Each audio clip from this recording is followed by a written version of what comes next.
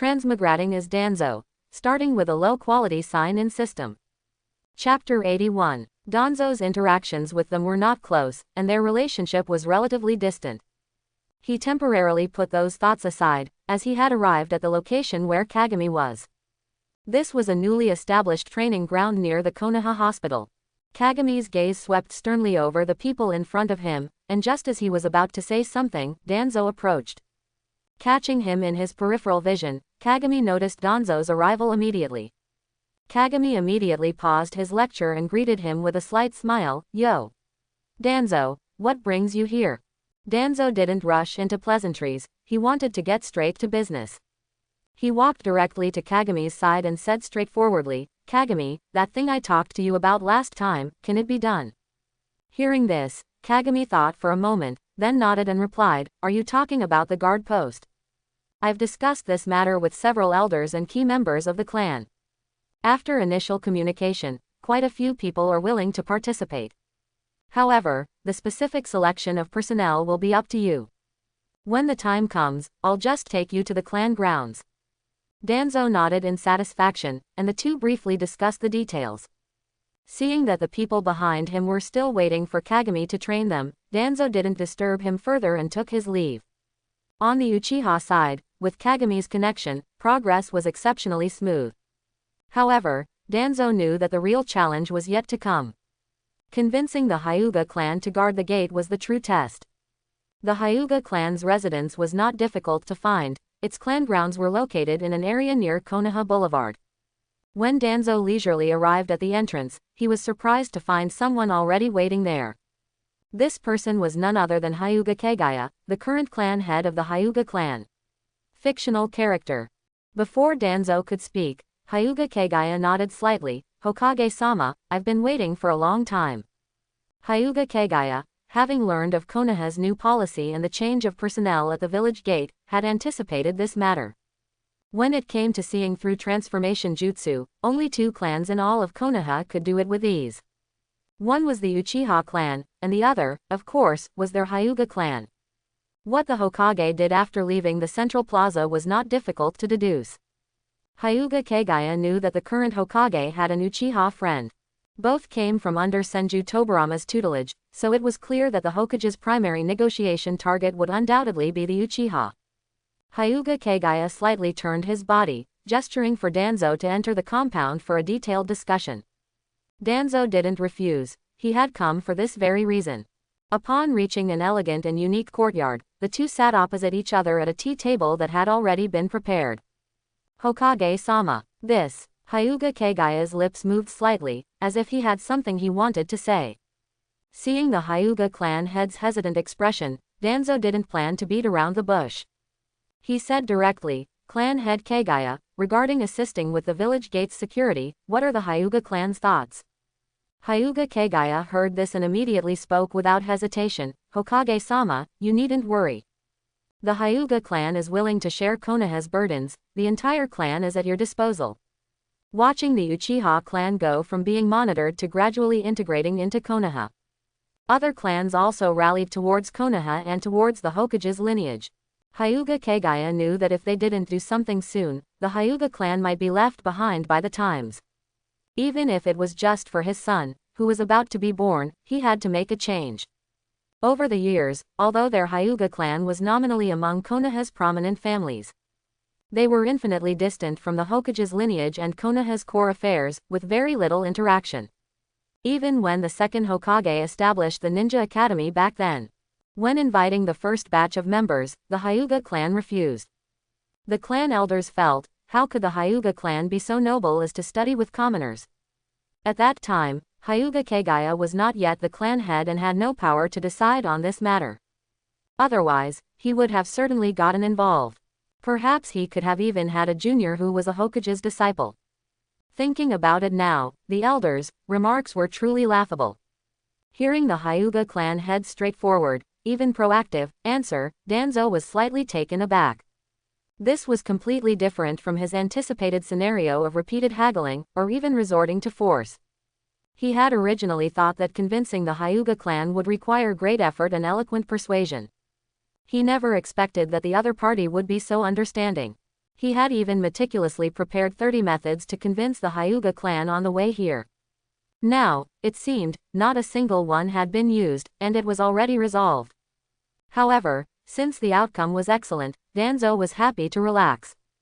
Next, the two sides briefly discussed the details, such as personnel selection criteria, rotation system, and collaboration methods with the Uchiha clan. After the general framework was decided, Danzo stood up to leave, feeling very satisfied. Of course, this was only a draft for now. The subsequent specific personnel still required Hyuga Kagaya to discuss within the clan and make the final decision. Stepping out of the Hyuga clan's magnificent gate, Danzo felt completely at ease.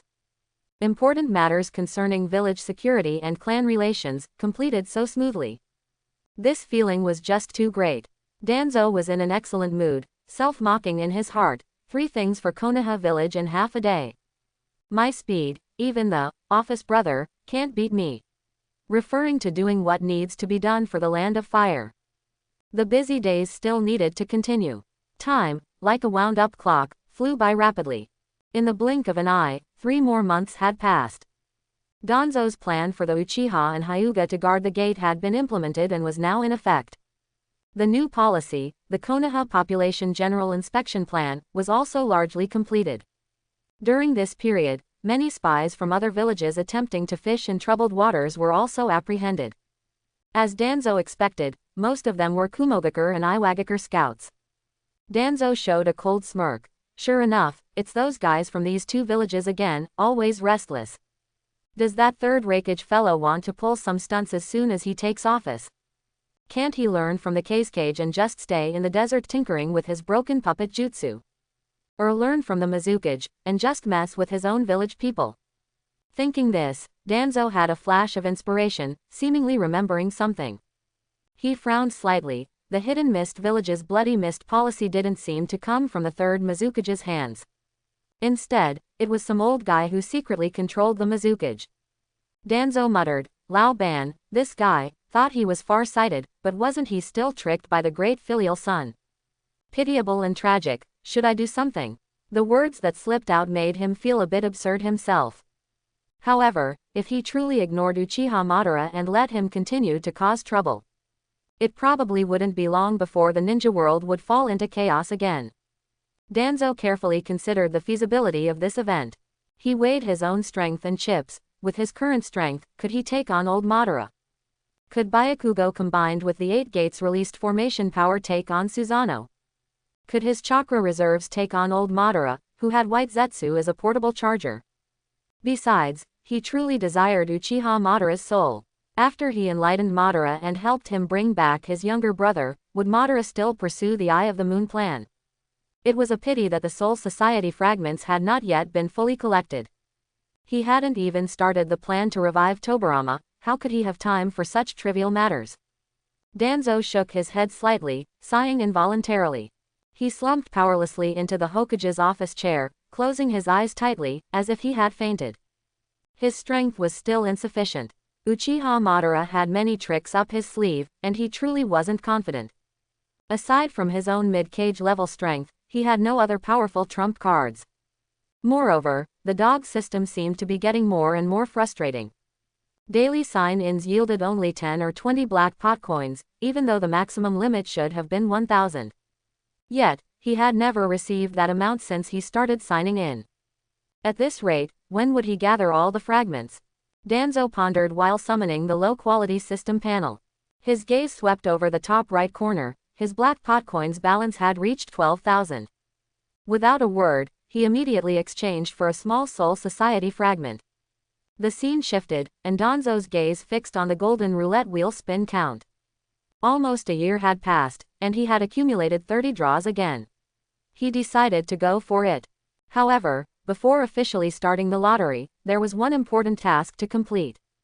Danzo estimated the time in his mind. By his usual routine, his old friend should be arriving soon. Sure enough, the office door creaked open. Danzo's face instantly broke into a wide smile, and he shouted towards the door, "Monkey! I'm counting on you for the rest." Before his words even finished, he didn't give Hiruzen Sarutobi a chance to refuse. In a flash, he had slipped out of the office window. Hiruzen Sarutobi, who had just stepped into the Hokage's office and hadn't even had time to catch his breath, already had a face full of black lines. His lips twitched uncontrollably. That Danzo was at it again. This was truly outrageous. He cursed under his breath, but then resignedly walked towards the desk. What could he do? This guy was his brother, after all. Because of the previous lesson, Danzo believed the Hokage's office had bad feng shui. If he was going to draw, it was better to return to his own dog system. The unpleasant experience from last time still made him feel depressed when he thought about it. He had coaxed and tricked Hiruzen Sarutobi into eating those few dark, sour plums. The result, as expected, was Hiruzen Sarutobi chasing him and scolding him throughout the entire Hokage building. Those things were truly sour. Amidst this jumble of thoughts and self-comfort, Danzo finally returned home. Without hesitation, he immediately burrowed back into his room. Danzo plunged into his room, pulling the door shut behind him in one smooth motion. Immediately after, with a thought, the system panel appeared. The screen switched again, and the roulette wheel, embedded with a gilded frame, slowly rose. Its dazzling, weak light once again made Danzo's eyes blur. Without complaining or hesitating, Danzo's expression was focused. When the system prompted him for a 10 pull, Danzo instantly issued the command with his mind. The massive golden roulette wheel began to spin, its speed dazzling, truly astonishing. The silver pointer in the middle seemed to tear through space, only afterimages could be seen. When the frantic spinning finally stopped, 6 constantly flickering reward squares appeared before Danzo's eyes. Congratulations on obtaining Small Soul Society Fragment X1. Congratulations on obtaining Small Soul Society Fragment by 0.5. Congratulations on obtaining 1 Yuan Lighter X2. System note: not windproof, not drop resistant. What do you expect for 1 yuan? Congratulations on obtaining Dongbei Anecdotes Picture Book 10-2. System note: that year, he kicked out an entire summer. The 1.5 Soul Society fragments in the reward list made Danzo unable to move. Only 8.5 more to synthesize a small Soul Society. Danzo silently cheered. Excitement and longing rose from the bottom of his heart. He had already gained initial mastery of the impure world reincarnation technique. At that time, he would make use of those useless spies as material to revive Tobarama. Wouldn't that feel wonderful? A single 10 pull yielded significant rewards, and Danzo was in high spirits. Pressing the advantage was the order of the day. With an increasingly fervent belief, he initiated the second 10 pull. Perhaps good luck didn't last. The system interface only showed 3 reward squares. Congratulations on obtaining Dongbei Anecdotes Picture Book 10-1. System note: congratulations, you have collected the complete Dongbei Anecdotes.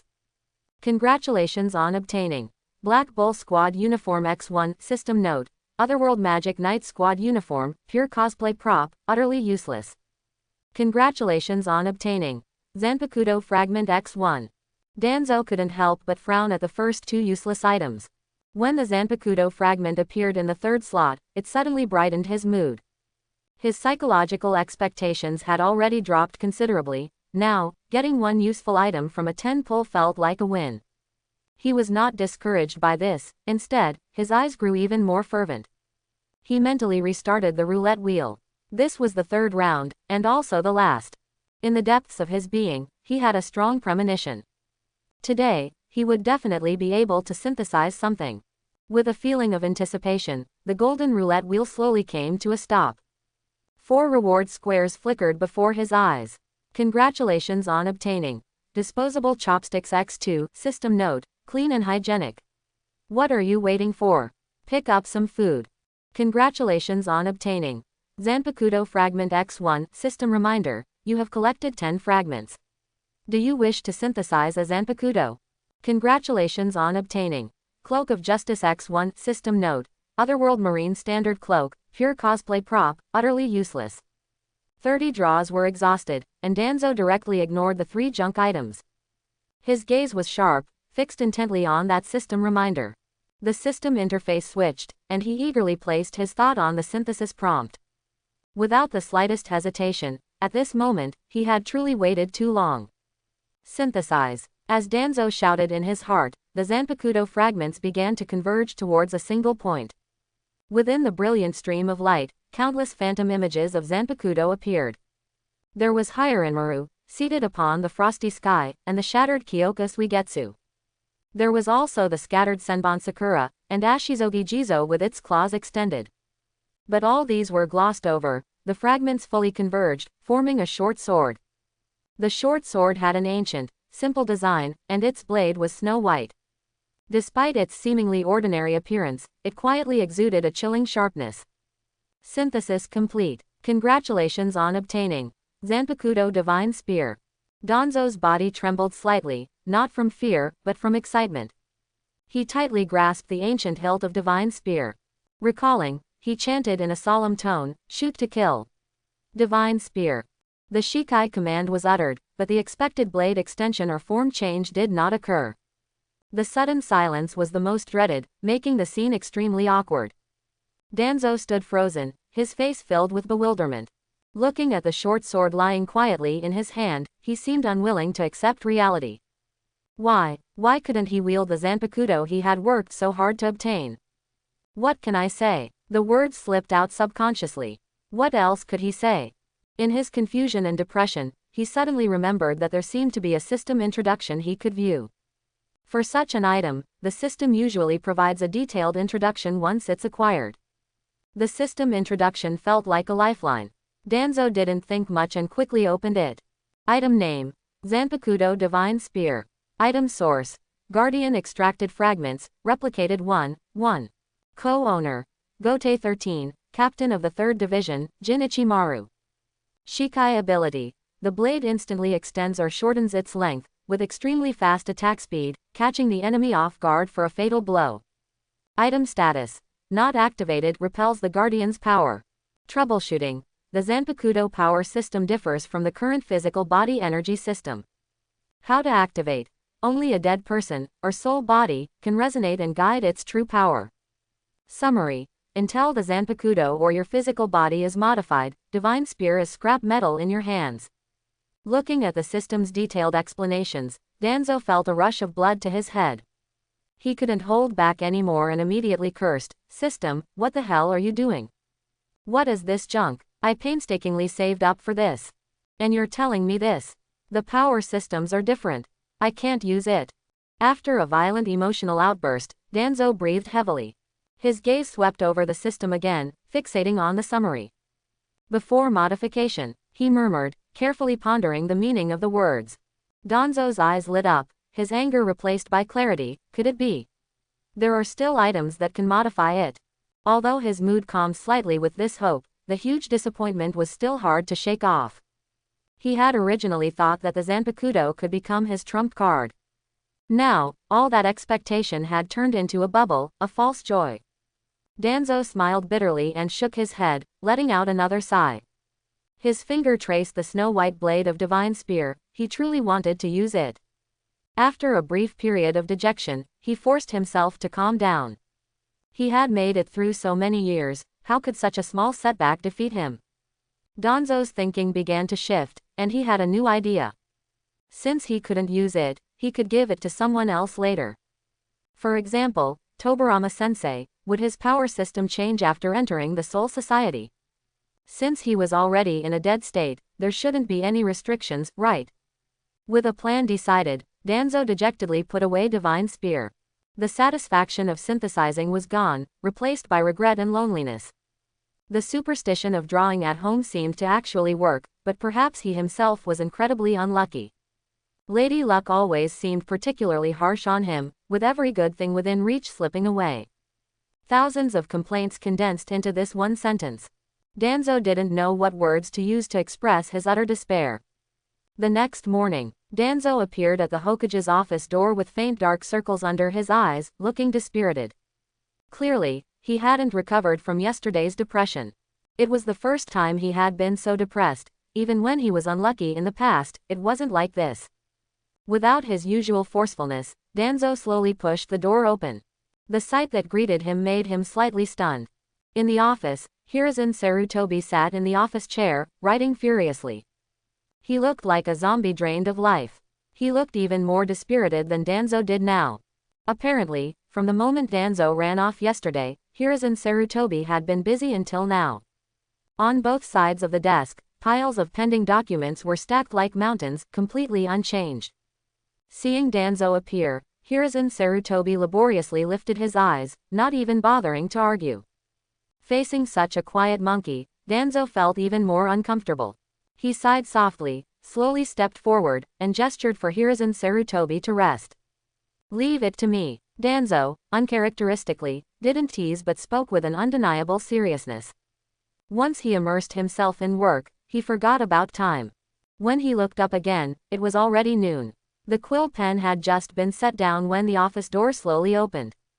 Hiruzen Sarutobi had changed into a clean robe and was carrying a bento box. Judging by his complexion, his morning rest had clearly been good. "Danzo, stop for a moment." Hiruzen Sarutobi's tone was calm, without the dejection of the morning. "Eat something, then continue." Before he finished speaking, the bento box in his hand had disappeared. Looking up, the bento box had somehow landed in Danzo's hands. Having been busy since morning, he hadn't eaten a single bite and was already starving. The aroma emanating from the bento box made Danzo forget everything else and immediately began to devour it. After Danzo had almost finished the meal like a whirlwind, Hiruzen Sarutobi spoke solemnly. "Danzo, there's something I need to discuss with you. I plan to apply for my disciples to participate in the Chunin exams. What are your thoughts on this?" Hearing this, Danzo put down his chopsticks. He casually picked up a nearby towel to wipe his mouth, shifting his attention from the food. Danzo thought for a moment. "Perfect. I was just about to organize it. At that time, you can just bring your disciples over. The exam will still consist of the classic written test and practical combat sections. As for the specific rules, I'm still considering them. I'll announce them then." For this Chunin exams, Danzo wanted to introduce some new rules. This would allow for a better assessment and evaluation of genin's overall strength. Especially the ninja combat section, which was of utmost importance. Discarding Tobarama's old methods, he didn't plan to personally participate but would refer to the genin battles in the original work.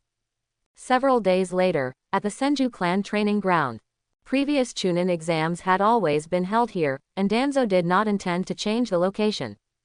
It would be foolish not to use such a good place as the Senju clan training ground.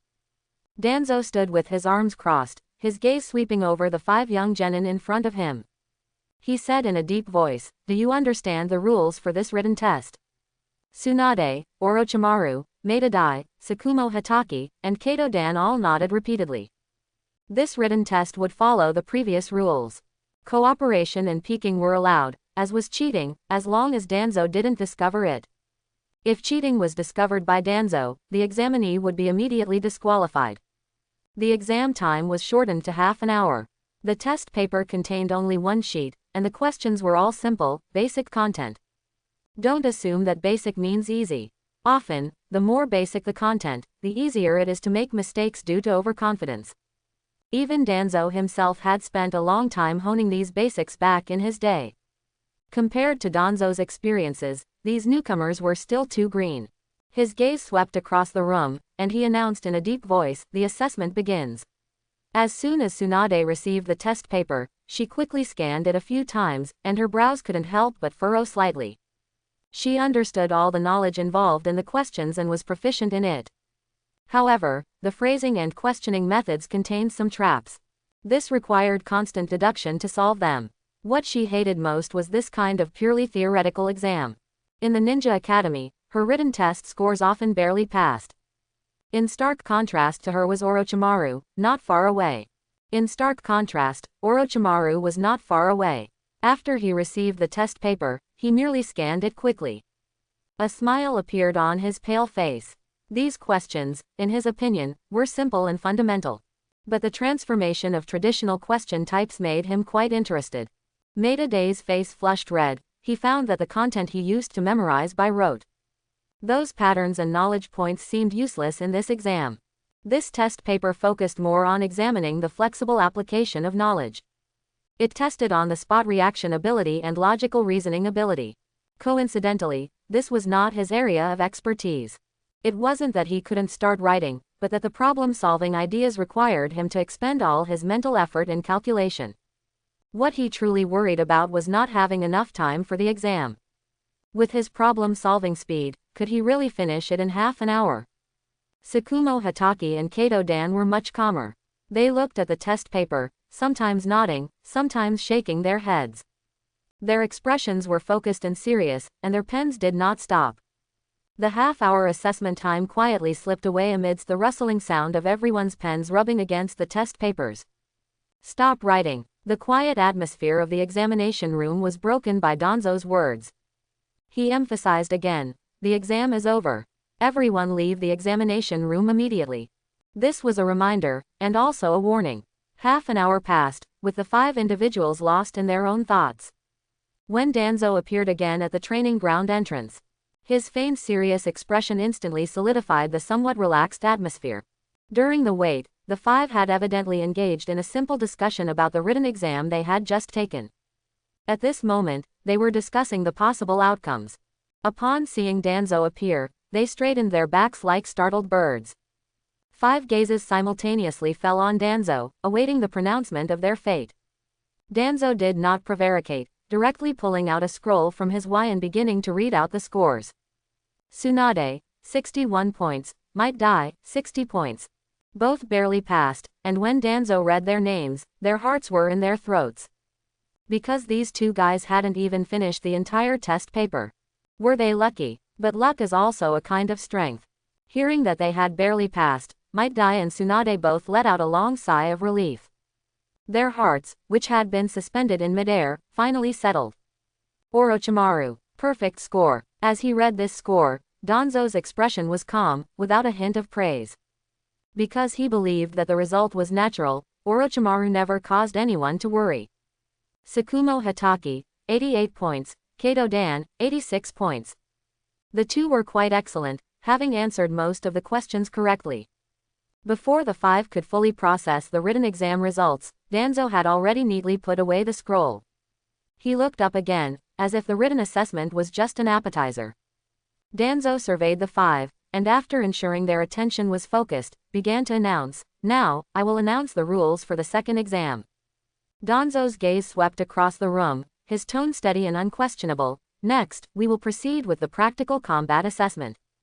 Everyone will draw lots to determine their opponents. The drawing process and grouping order are completely random to ensure fairness in the assessment.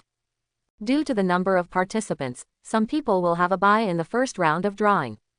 Sometimes, luck is also part of one's strength." He paused for a moment, as if giving everyone time to digest. After a while, he continued to add, "The final assessment will be comprehensively evaluated. It will be judged based on various elements such as actual combat performance, tactical application, willpower, and on-the-spot adaptability. Not relying on a single win-loss conclusion. Of course, winning and losing are equally important." At this point, Danzo said no more, directly pulling out a dark wooden box from his pocket. "Now, let's begin the grouping draw." The 5 heard this, exchanged glances, and then stepped forward one by one to draw their numbers. After the 5 had drawn their lots, Danzo motioned for them to reveal their slips simultaneously. Soon, the matchup information was revealed. First group, Kato Dan vs Orochimaru. Second group, Tsunade vs Tsukumo Hatake. By group, Might Die. Seeing this result, Tsunade stomped her foot in frustration. Tsunade didn't care who she fought. For her, with her gambling dog characteristics, drawing a bye was what she wanted. With the groups determined, Danzo gave no rest time. If half an hour wasn't enough, then don't even bother with the exam. Both duels would proceed simultaneously. This would avoid any information disparity caused by sequential order. It also ensured fairness and improved exam efficiency. Before his voice had even faded, Danzo's hands had already swiftly formed seals, and he let out a low shout, "Shadow Clone Jutsu." Bang! White smoke appeared. When the smoke cleared, a shadow clone identical to Danzo's main body stood before everyone. The shadow clone Danzo had no superfluous words or actions. Without a word, he led Kato Dan and Orochimaru to the other end of the training ground. Danzo's main body and the one with the bye, Might Die, had already retreated to the side, ceding the battlefield. Only Tsukumo Hatake and Tsunade remained in the field, standing opposite each other. The atmosphere instantly tensed, signaling the imminent start of battle. Start. Danzo's voice, like a heavy hammer, struck the two people in the field. The instant his voice fell, Tsukumo Hataki's body crouched low. His right hand was already resting on the training iron sword at his waist. With a sudden push from his feet, he decided to launch the first attack. Gale Slash. Tsukumo roared out. The name of the move was not for show, but to increase his own momentum. A cold light flashed, and the unsharpened iron sword tore through the air. The sword followed the person, transforming into a swift meteor, striking directly at Tsunade's face. Facing the swift offensive, Tsunade was not flustered in the slightest. She showed no intention of dodging. Instead, she clenched her fists, and high-density chakra began to condense. Tsukumo Hataki's straightforward, head-on assault suited her perfectly. Compared to tactics of dodging and constant probing, she preferred intense confrontations like this, where every punch landed. Tsunade's fighting spirit surged, and the corners of her mouth curved slightly. Bang, bang, bang, bang. In an instant, the fierce collision of fist wind and sword light produced heavy thuds. In just a few seconds, the two had exchanged dozens of blows. Both sides' attacks were sharp, and they moved swiftly, seemingly evenly matched for a time. After a prolonged attack yielded no results, a feeling of irritation rose in Tsunade's heart. She wanted a more direct battle, not such an endless entanglement. Determined to change the situation, Tsunade suddenly poured a large amount of chakra into her legs. The ground cracked inch by inch due to her sudden burst of power. Using this powerful thrust, Tsunade leapt up, suspended in midair. Heavenly foot pain. Tsunade let out a soft cry in midair, and an even larger amount of chakra condensed in her right foot. She descended with immense force, stomping down towards Tsukumo Hataki's area below. Boom! The sound was deafening, and the spot where Tsunade landed could not withstand the immense power. The ground instantly cracked open. Fortunately, Tsukumo Hataki dodged in time, retreating backward as soon as Tsunade jumped. He narrowly avoided the attack. If he had been hit head-on, the consequences would have been unimaginable. Defense and evasion were never Tsukumo's fighting style. Almost getting hit thoroughly ignited his fighting spirit. Lightning attribute chakra covered the blade, emitting a series of heart-pounding crackling sounds. Note, this was not injecting chakra into the blade. For non-chakra conductive metals, forced injection would only damage the blade. Great lightning style, lightning strike. Tsukumo roared. Chakra not only covered the blade but also stimulated his muscles and nerves. This caused Tsukumo's entire body to emit blue electrical arcs. His speed instantly soared, and he transformed into a streaking bolt of lightning. Feeling the wild lightning energy rushing towards her, Tsunade's pupils suddenly contracted. She knew very well that she absolutely could not meet this attack head-on. If she were hit by this move, the consequences would be dire. The iron blade, wreathed in wild lightning, was about to close in. At the critical moment, Tsunade did not retreat. Instead, she began to rapidly stomp the ground with a strange technique. Dull, rapid air blast sounds suddenly rang out. With an instant burst of power, she forcefully broke free from the shackles of gravity, achieving a floating effect. As this moonwalk, Maeda Dai couldn't help but exclaim, his eyes filled with envy. He knew this was the moonwalk from the Konoha 5 styles. Teacher Sarutobi was also having them learn it. It was just a pity that he hadn't learned it yet. Through the strong thrust generated by instantly stepping on the air, thereby achieving aerial movement and suspension effects. A taijutsu that allows one to ascend freely to the sky, isn't it just too cool? Tsunade thought. The moonwalk I painstakingly learned truly didn't disappoint her. It was worth her pestering teacher Danzo for so long. By unexpectedly ascending into the air, Tsunade cleverly avoided Tsukumo Hataki's lightning strike.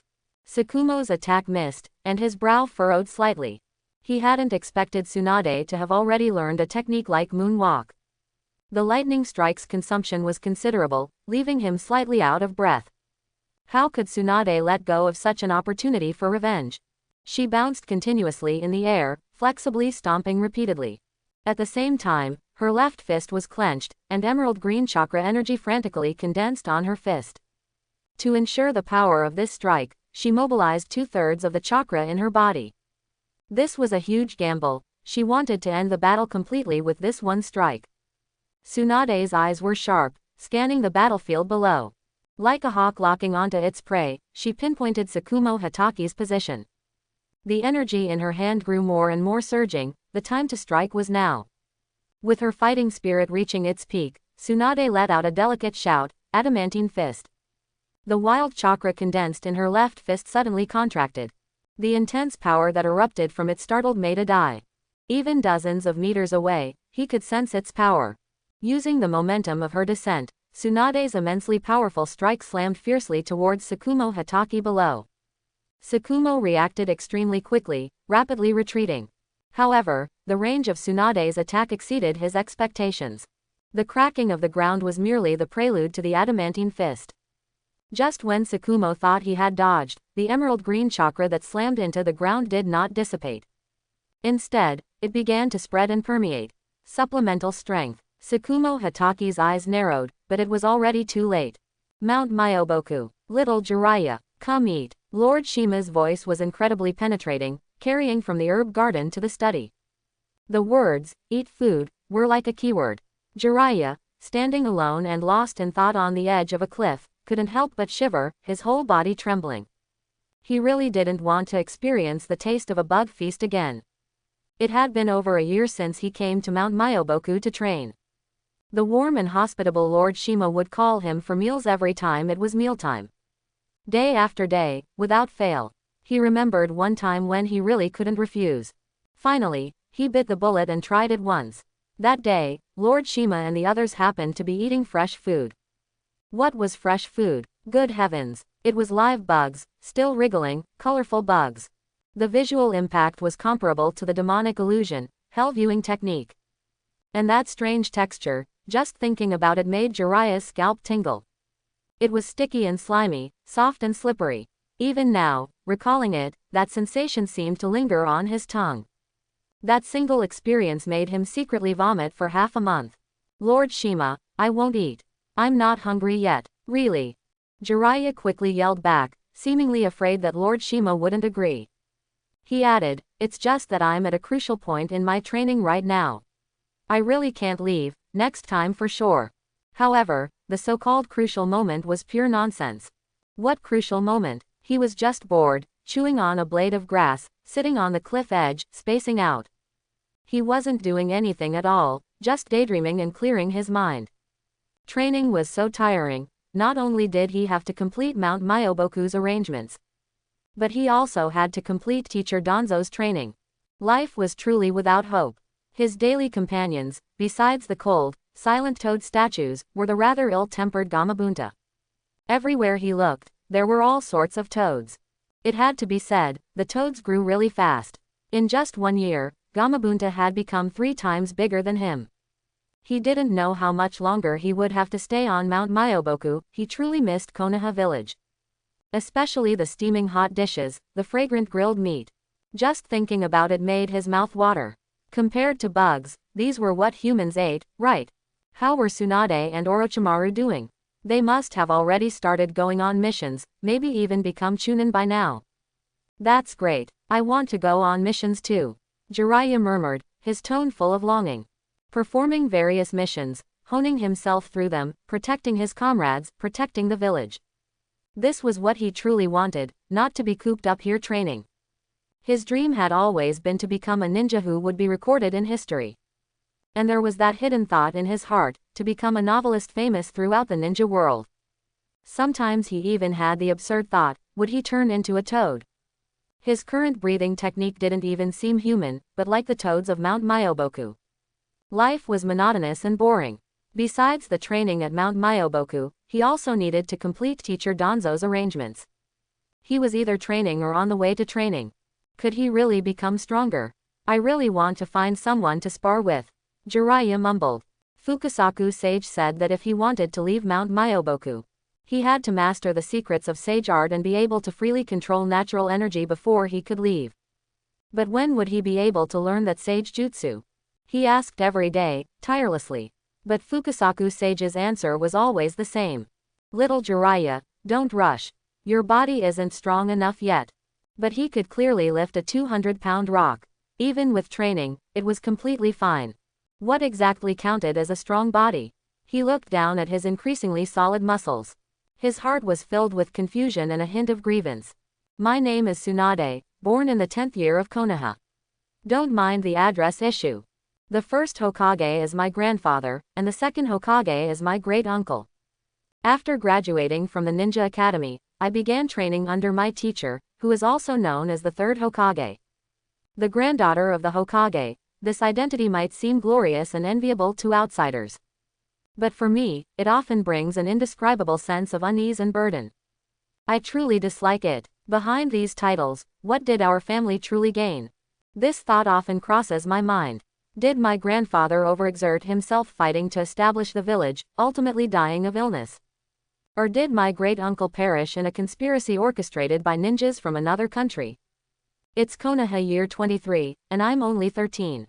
Why do I think so much? Shortly after my younger brother Nawaki was born, both my father and mother passed away in quick succession.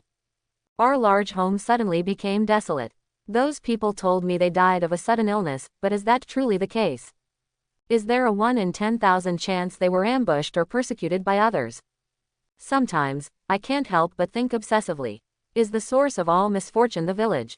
Because of it, our clan attracted too much attention, responsibility, and even disaster. With my grandfather and great-uncle gone, the pillars of the Senju clan suddenly collapsed, and the family lost its powerful protection. Grandma Mito, as the nine-tailed Jinchuriki, possesses some strength. But she needs to control the nine-tailed, making it difficult for her to act freely. She certainly cannot protect the family like my grandfather and great-uncle did. The burden of guarding the family and protecting those important to me inevitably fell on my shoulders. Perhaps this is also why I yearn to become stronger and help others. From my grandfather, I developed a liking for gambling. I enjoy the feeling of unpredictability, of betting small to win big. However, my luck has always been terrible. No matter how much money I get, I lose it all in a few tries.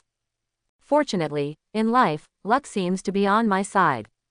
Now, training with teacher Danzo, every day is incredibly fulfilling. What makes me even happier is that I've met two like-minded companions. Jiraiya is a constantly noisy, innocent, and utterly foolish idiot. Then there's Orochimaru, who is always silent and cold. It seems he cares about nothing except ninjutsu and training. Although we haven't been together for long, I have a strong feeling deep down. They are both trustworthy companions whom I can confidently rely on. Jiraiya is usually silly and clueless, like an imbecile. His ideas are always foolishly naive. Perhaps he has an innate talent for comedy. He always manages to inadvertently dispel the gloom in my heart, bringing joy to our monotonous training life. It's just a pity that this guy is too foolish. Even though teacher said not to use the summoning technique casually, this guy didn't listen to a single word, only remembering the hand seal sequence. As soon as teacher left, he used the summoning technique and disappeared. But he seems to have very good luck, having gone to Mount Myoboku to train. As for Orochimaru, despite his gloomy and aloof appearance, he's silent and his complexion is also very pale. But in critical moments, his composure and wisdom, far surpassing his peers, make him an extremely reliable and indispensable teammate. He particularly values the safety of his companions. That was the C-rank mission that left the deepest impression on me. We encountered a powerful rogue ninja, whose combat strength was at least Chunin elite level. I couldn't dodge in time, and his wind-release ninjutsu deeply cut my left shoulder.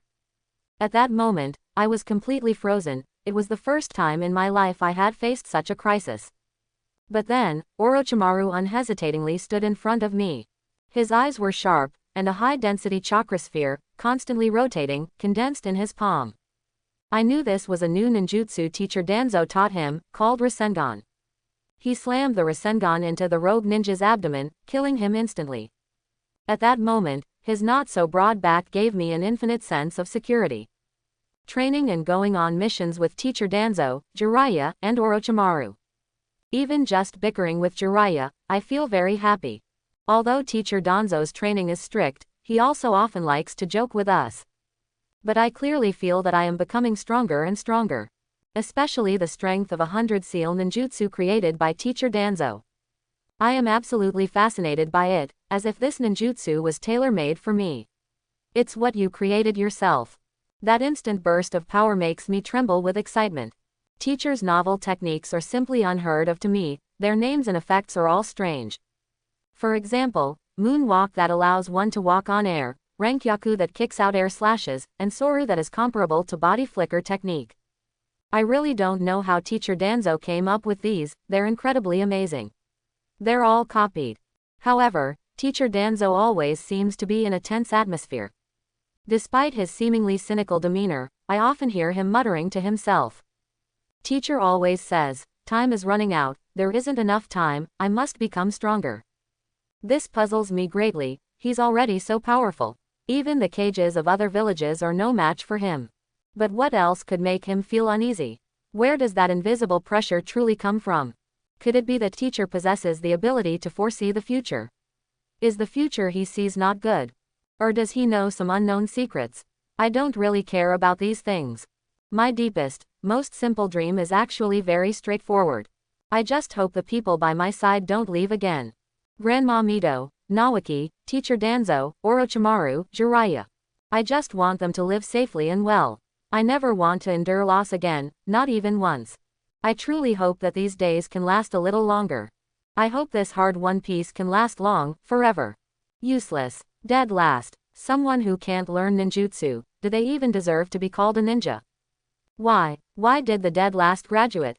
What are you wearing? It's so embarrassing. Harsh mockery, endless curses, malicious slander, contemptuous gazes. They once filled my life, but to me, they were merely stumbling blocks. Perhaps some might think I'm optimistic. But in the past, when I heard these words, my heart was often filled with self-doubt and anxiety.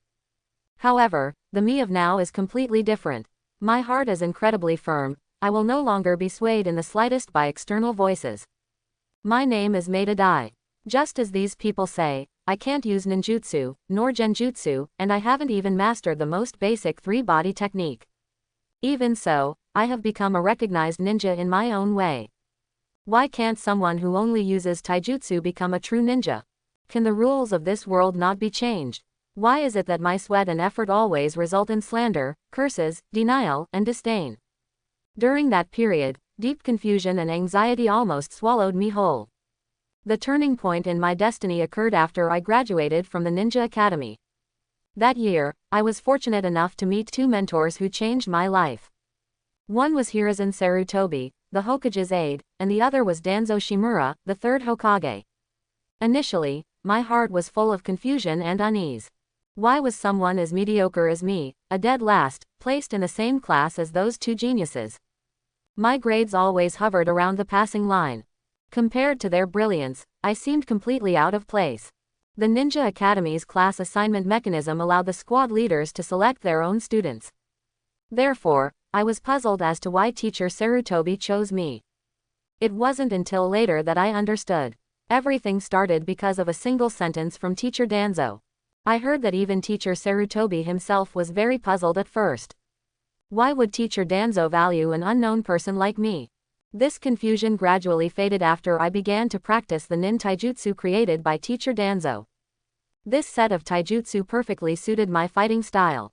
Relying solely on physical body and technique, I could shatter hard rocks. This power could even smash rocks. Konoha Whirlwind, Konoha, Great Whirlwind, Konoha Rock Crushing Rise, Konoha Strong Force Whirlwind. Each move immersed me. Every decomposed action was a beautiful thing in my eyes. Later, I learned that these techniques, which would accompany me throughout my life, were developed by teacher Danzo himself when he was a child, the same age as me. What kind of talent is that? Compared to me, a dead last with no talent in ninjutsu, genjutsu, or even taijutsu, it was a world of difference. What made me deeply understand the meaning of the word genius was hearing about teacher Danzo's early experiences. It turned out that teacher Danzo was also called a dead last back then. But one day, he seemed to awaken and began to work incredibly hard. He pushed himself relentlessly, hardly ever giving up training. He broke the curse with almost terrifying self-discipline and strong willpower.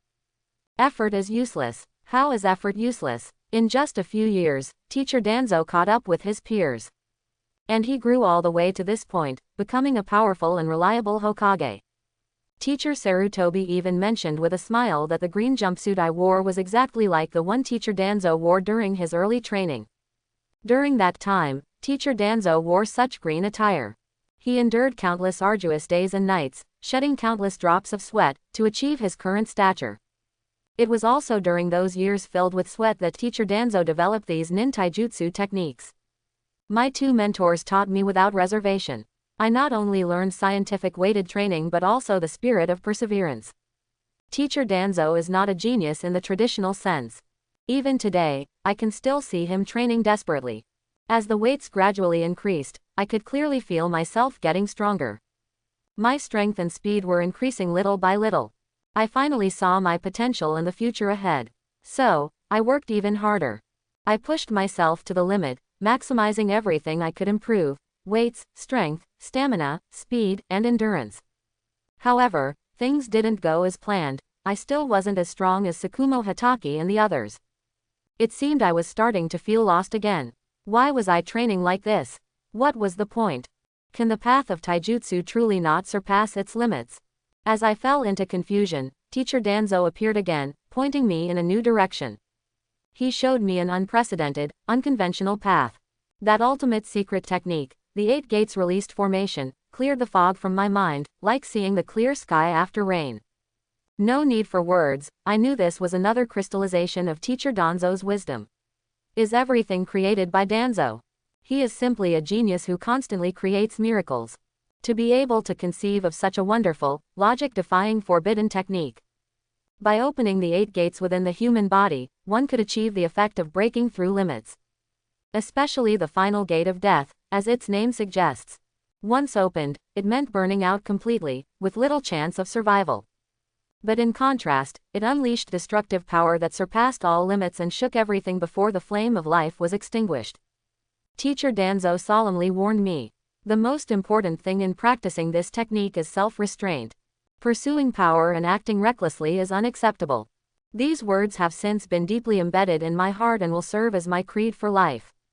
I was naturally dull, and my understanding was exceptionally slow. Teacher Danzo patiently explained for a long time. Only then did I gradually grasp its profound mysteries and risks.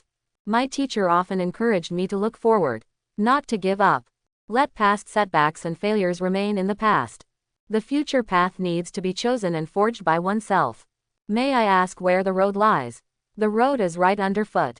The morning sun, filtered through the paper window, illuminated Hiruzen Sarutobi's face. He slowly opened his eyes, ending another night of insufficient sleep. That kid Danzo, he really makes him handle government affairs all day long. Is he the Hokage, or am I the Hokage?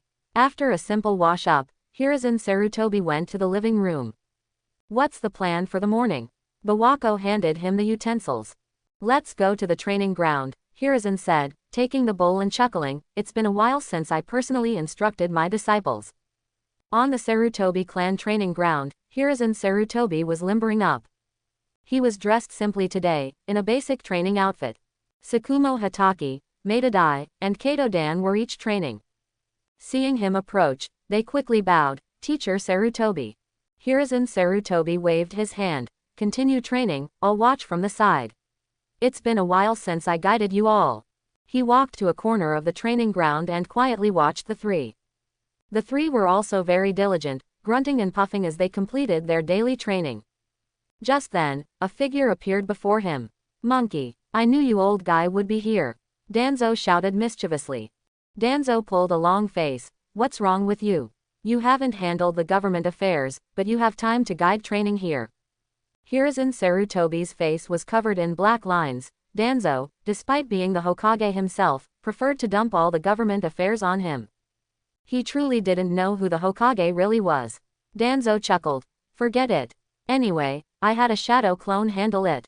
He patted Hiruzen Sarutobi's shoulder. Come on, monkey. Want to spar? Danzo's words made Hiruzen Sarutobi a little moved. Ever since Danzo became the 3rd Hokage, the 2 brothers had rarely sparred.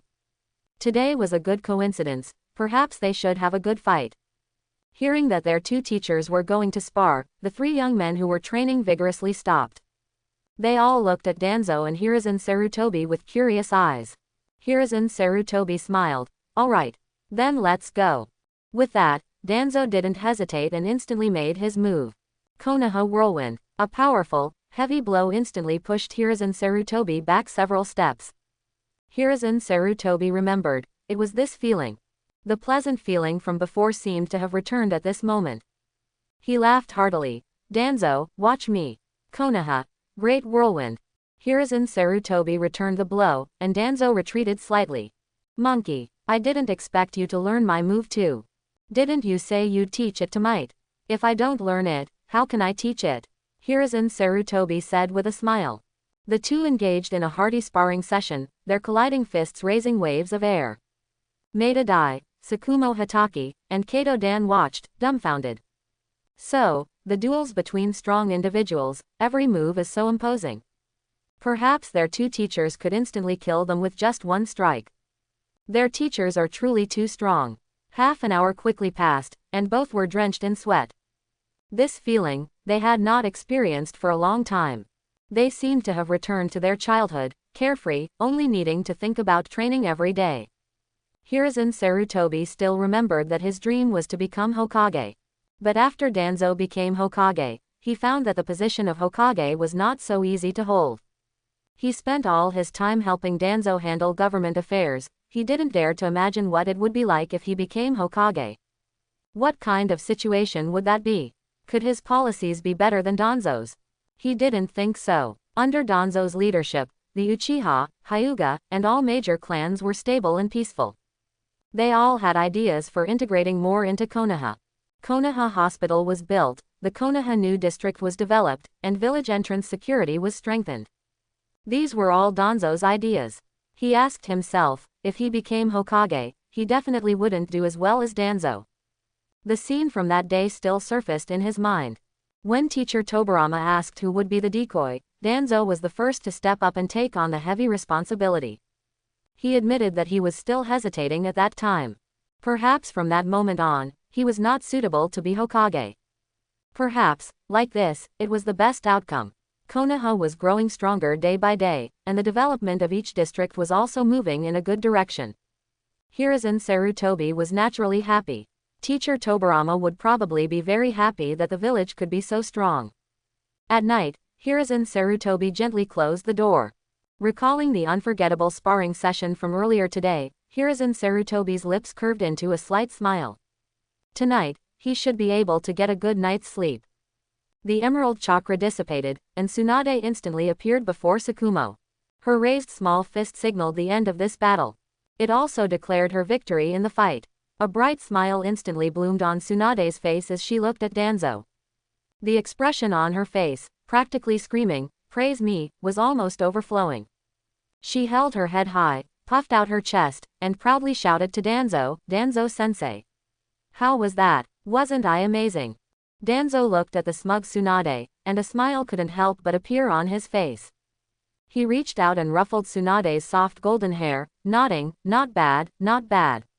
Your on-the-spot reaction was good, and that final, unexpected winning blow was even more stunning. As expected, you are a disciple of Danzo Shimura." Upon receiving praise from Danzo-sensei, Tsunade's smile became even more radiant. At the same time, the other battlefield in the training ground was vastly different from the cheerful atmosphere here. Orochimaru and Kato Dan had no way of knowing that a victor had already been decided on the other side.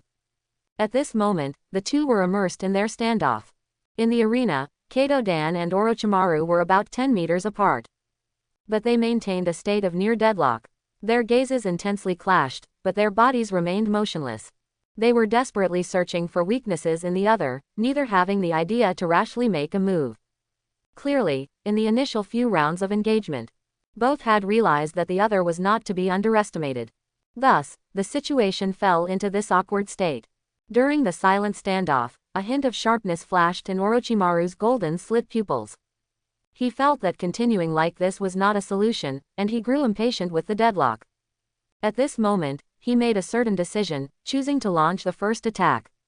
Orochimaru's fingers flew, forming hand signs with astonishing speed. Wind release. Great breakthrough.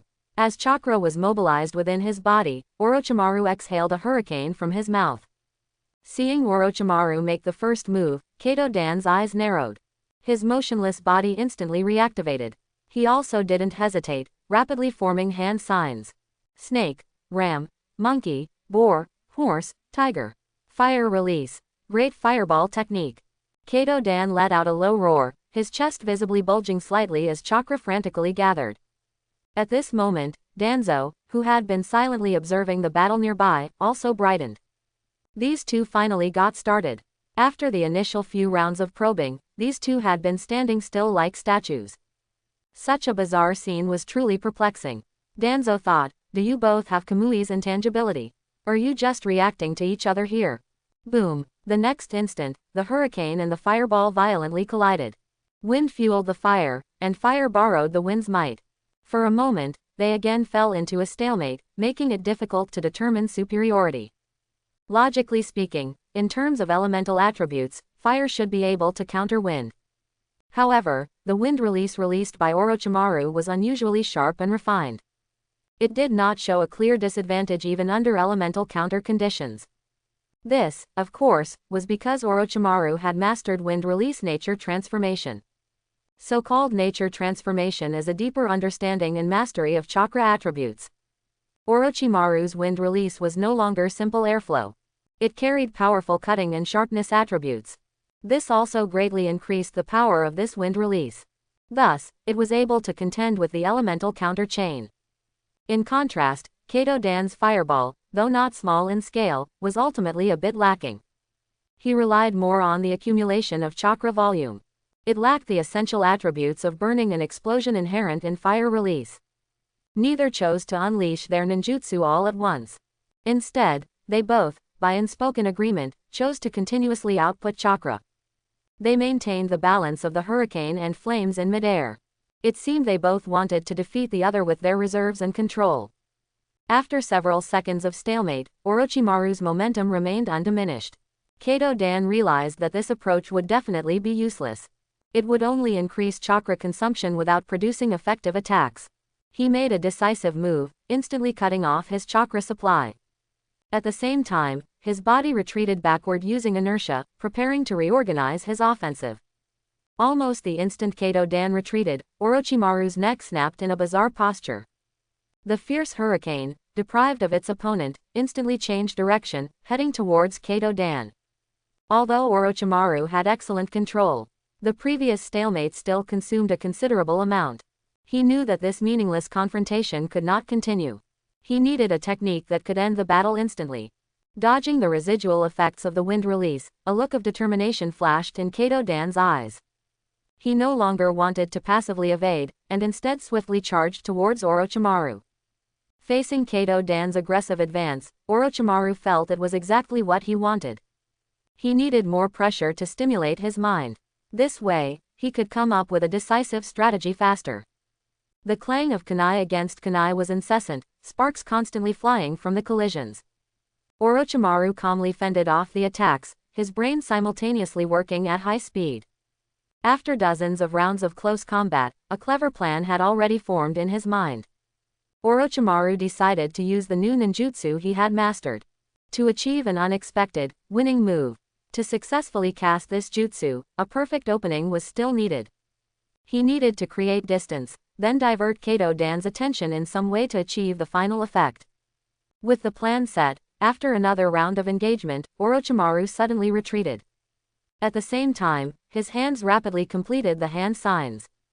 Shadow Clone Jutsu. White smoke dispersed, and a shadow clone appeared. The two looked at each other, tacitly surrounding Kato Dan. The sudden pincer attack indeed put immense pressure on Kato Dan. 2 fists were no match for 4 hands, and he had to concentrate all his mental energy. In a gap during his blocking, Kato Dan keenly seized an opportunity, quickly reaching into his ninja tool pouch. In a blink, 3 shuriken shot towards Orochimaru's vital points. 2 of them accurately struck the Orochimaru on the left, causing it to momentarily freeze. With a bang, it dissipated into white smoke.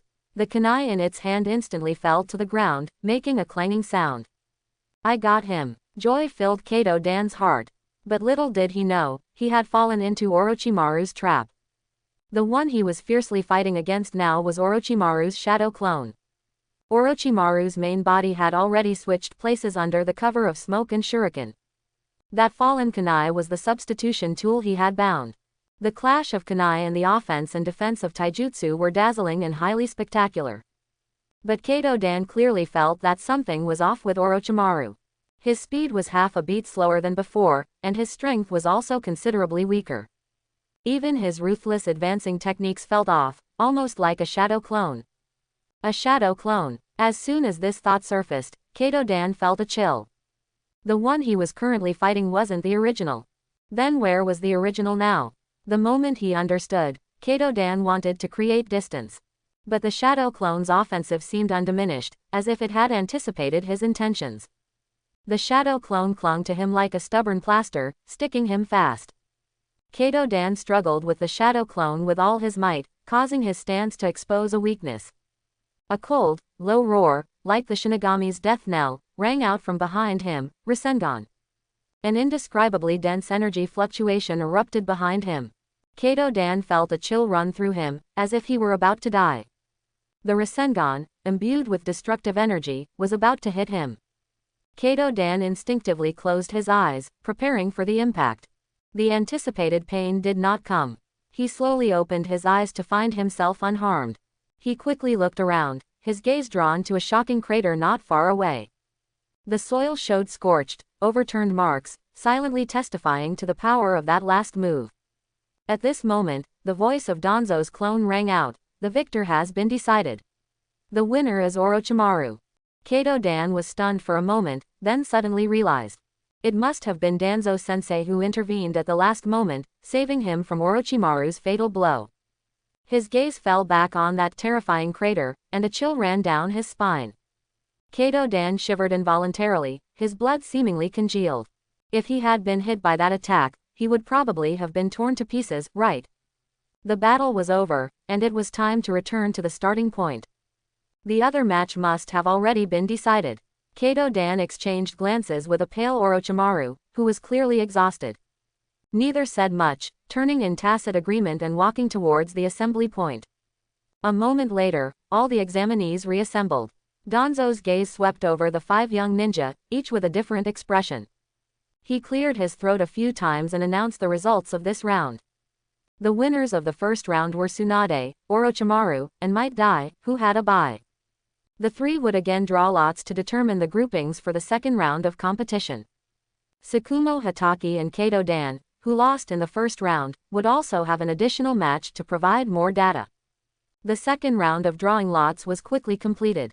Orochimaru was lucky to get a bye and advanced directly to the final round. Tsunade and Might Dai would face off, and the winner would have the final battle with Orochimaru. Danzo formed new hand signs, creating a new shadow clone. The clone quickly led Tsukumo Hatake and Kato Dan to the other side of the training ground. After about half an hour of rest, the match between Tsukumo Hatake and Kato Dan officially began. After a rather fierce contest between the two sides, Tsukumo Hatake ultimately emerged victorious. Next, let's watch the match between Tsunade and Might Dai. This match was undoubtedly a direct clash of strength and body technique. Feeling the reverberation of every punch, Tsunade couldn't help but show an excited smile. This kind of no-holds-barred, head-on fighting style was what she wanted. In the arena, on one side was Might Dai, who dedicated all his energy to body technique and only used body technique. On the other side was a blonde loli who inherited the powerful physique of the Senju clan and loved close combat. In this ultimate body technique showdown, which side would prevail? Konoha. Great whirlwind, Might Dai roared. He braced his hands on the ground, his whole body spinning like a top at high speed. Using the centrifugal force generated by the rotation, his legs transformed into sharp steel whips. With a whooshing sound, they struck towards Tsunade. Facing such a fierce offensive, Tsunade's eyes showed no fear, instead, her fighting spirit burned even brighter. She let out a soft cry, and highly condensed chakra instantly gathered in her right leg. Energy erupted, and she neither dodged nor evaded, preparing to meet the attack head-on. Might Dai's great whirlwind was about to strike, but Tsunade's painful sky leg arrived first. The violent collision was deafening. The weight carried by both and the power they unleashed stirred up rolling dust. With one strike inconclusive, both lunged at each other like wild beasts. A punch, a kick, an elbow strike, every part of their bodies was a powerful weapon. In just a few breaths, they clashed dozens of times, without a clear winner. The pace of the battle quickened, and their confrontation became increasingly fierce, with speed and strength constantly climbing to their peak. However, Might Day's refined Konoha-style body technique had ultimately limited variations in its moves. Furthermore, his innate chakra reserves were far from comparable to Tsunade's. The high-intensity confrontation consumed an enormous amount of stamina and chakra. After several minutes of fierce attacks, Might Day inevitably showed signs of fatigue. Ultimately, the battle ended with Tsunade's victory. After another half an hour of recovery, Tsunade regrouped. Next, she would have her final showdown with Orochimaru. But from the very beginning of this match, Tsunade was at a disadvantage. Orochimaru had trained with her for years and knew her fighting style inside and out. In their daily sparring, she had never once beaten Orochimaru. Orochimaru knew her weaknesses like the back of his hand, but she was clueless about Orochimaru's tactics. As soon as the battle began, Orochimaru did everything he could to keep his distance. He constantly used low-cost ninjutsu to harass and restrain her, relentlessly testing Tsunade's patience. This slippery tactic, like a loach, greatly annoyed Tsunade. Indeed, after another round of engagement, she was thoroughly enraged.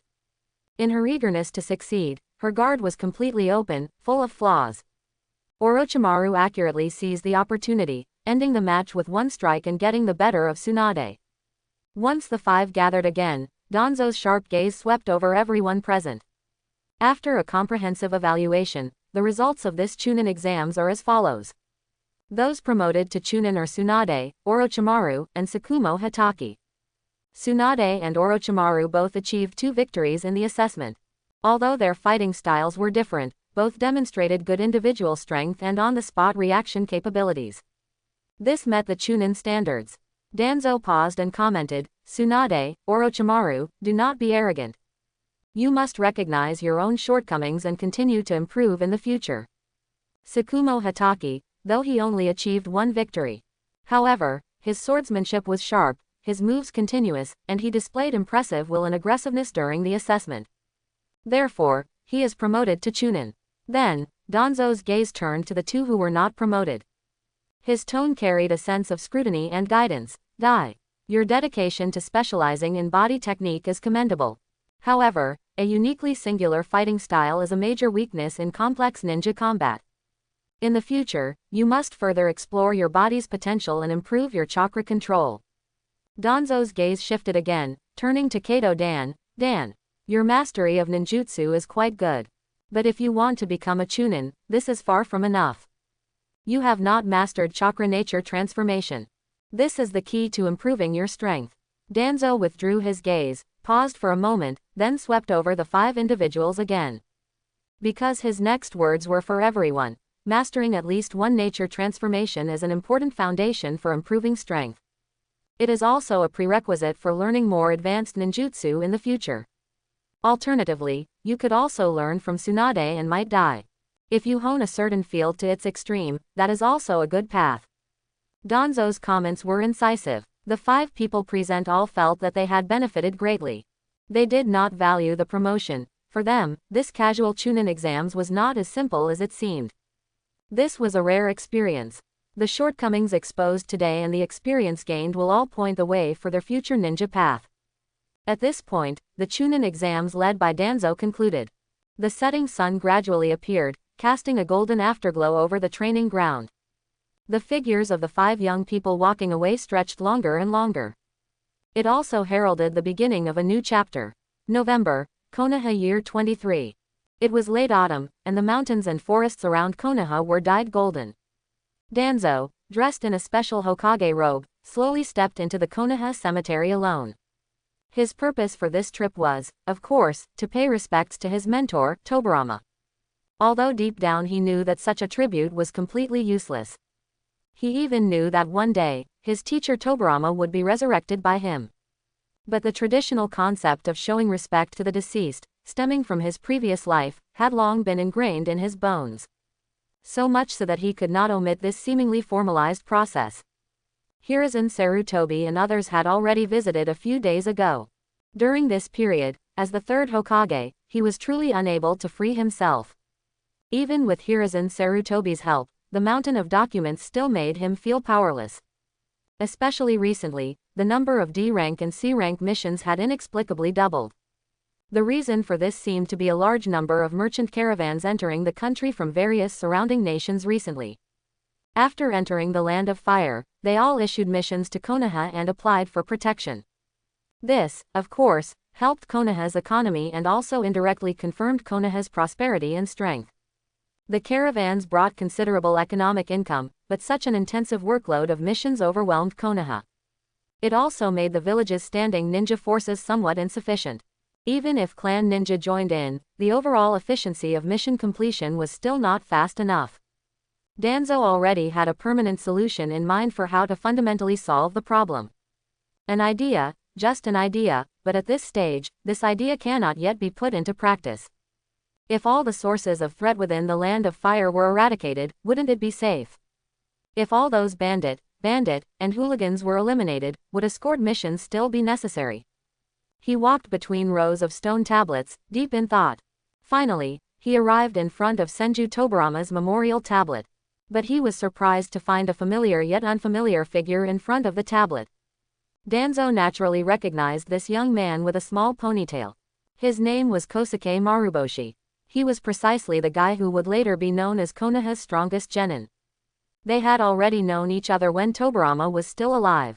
Although Kosuke Maruboshi did not graduate from the Ninja Academy, his skills were quite impressive. During one mission, Kosuke, due to his eagerness for quick success, rashly commanded his companions. Ultimately, this led to the tragic deaths of 2 companions. This tragedy became an indelible shadow and pain in his life. Immense guilt constantly lingered around him. Kosuke could not let go and later swore a solemn oath before Tobarama. In this life, he would never be promoted.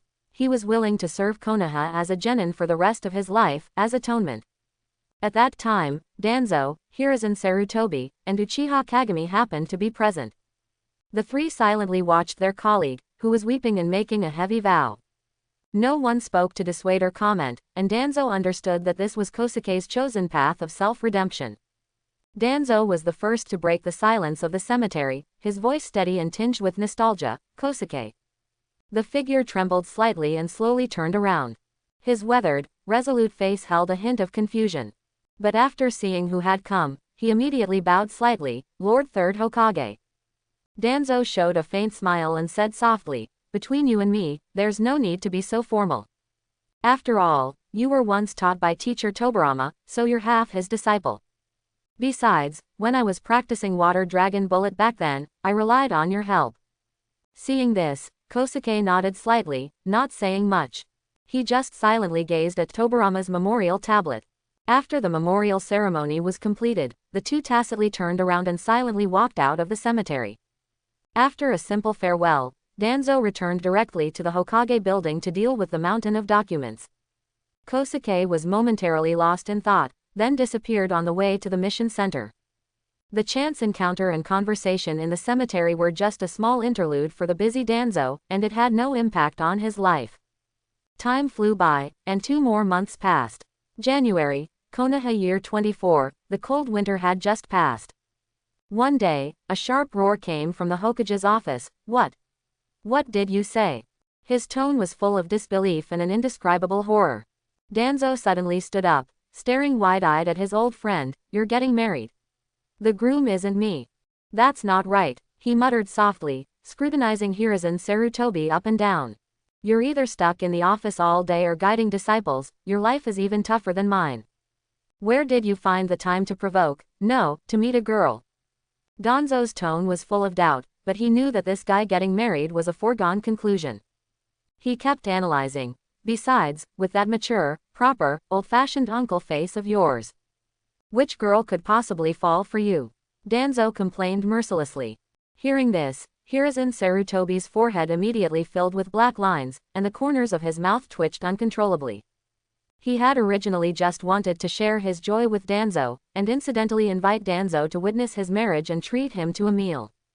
As it turned out, blessings aside, Danzo was still relentlessly criticizing him. Hiruzen Sarutobi was speechless, mumbling to himself, "What's wrong with me? I'm mature and steady, powerful, and responsible. Isn't that the kind of temperament a reliable man should have? Isn't it normal for a girl to appreciate me and be willing to marry me?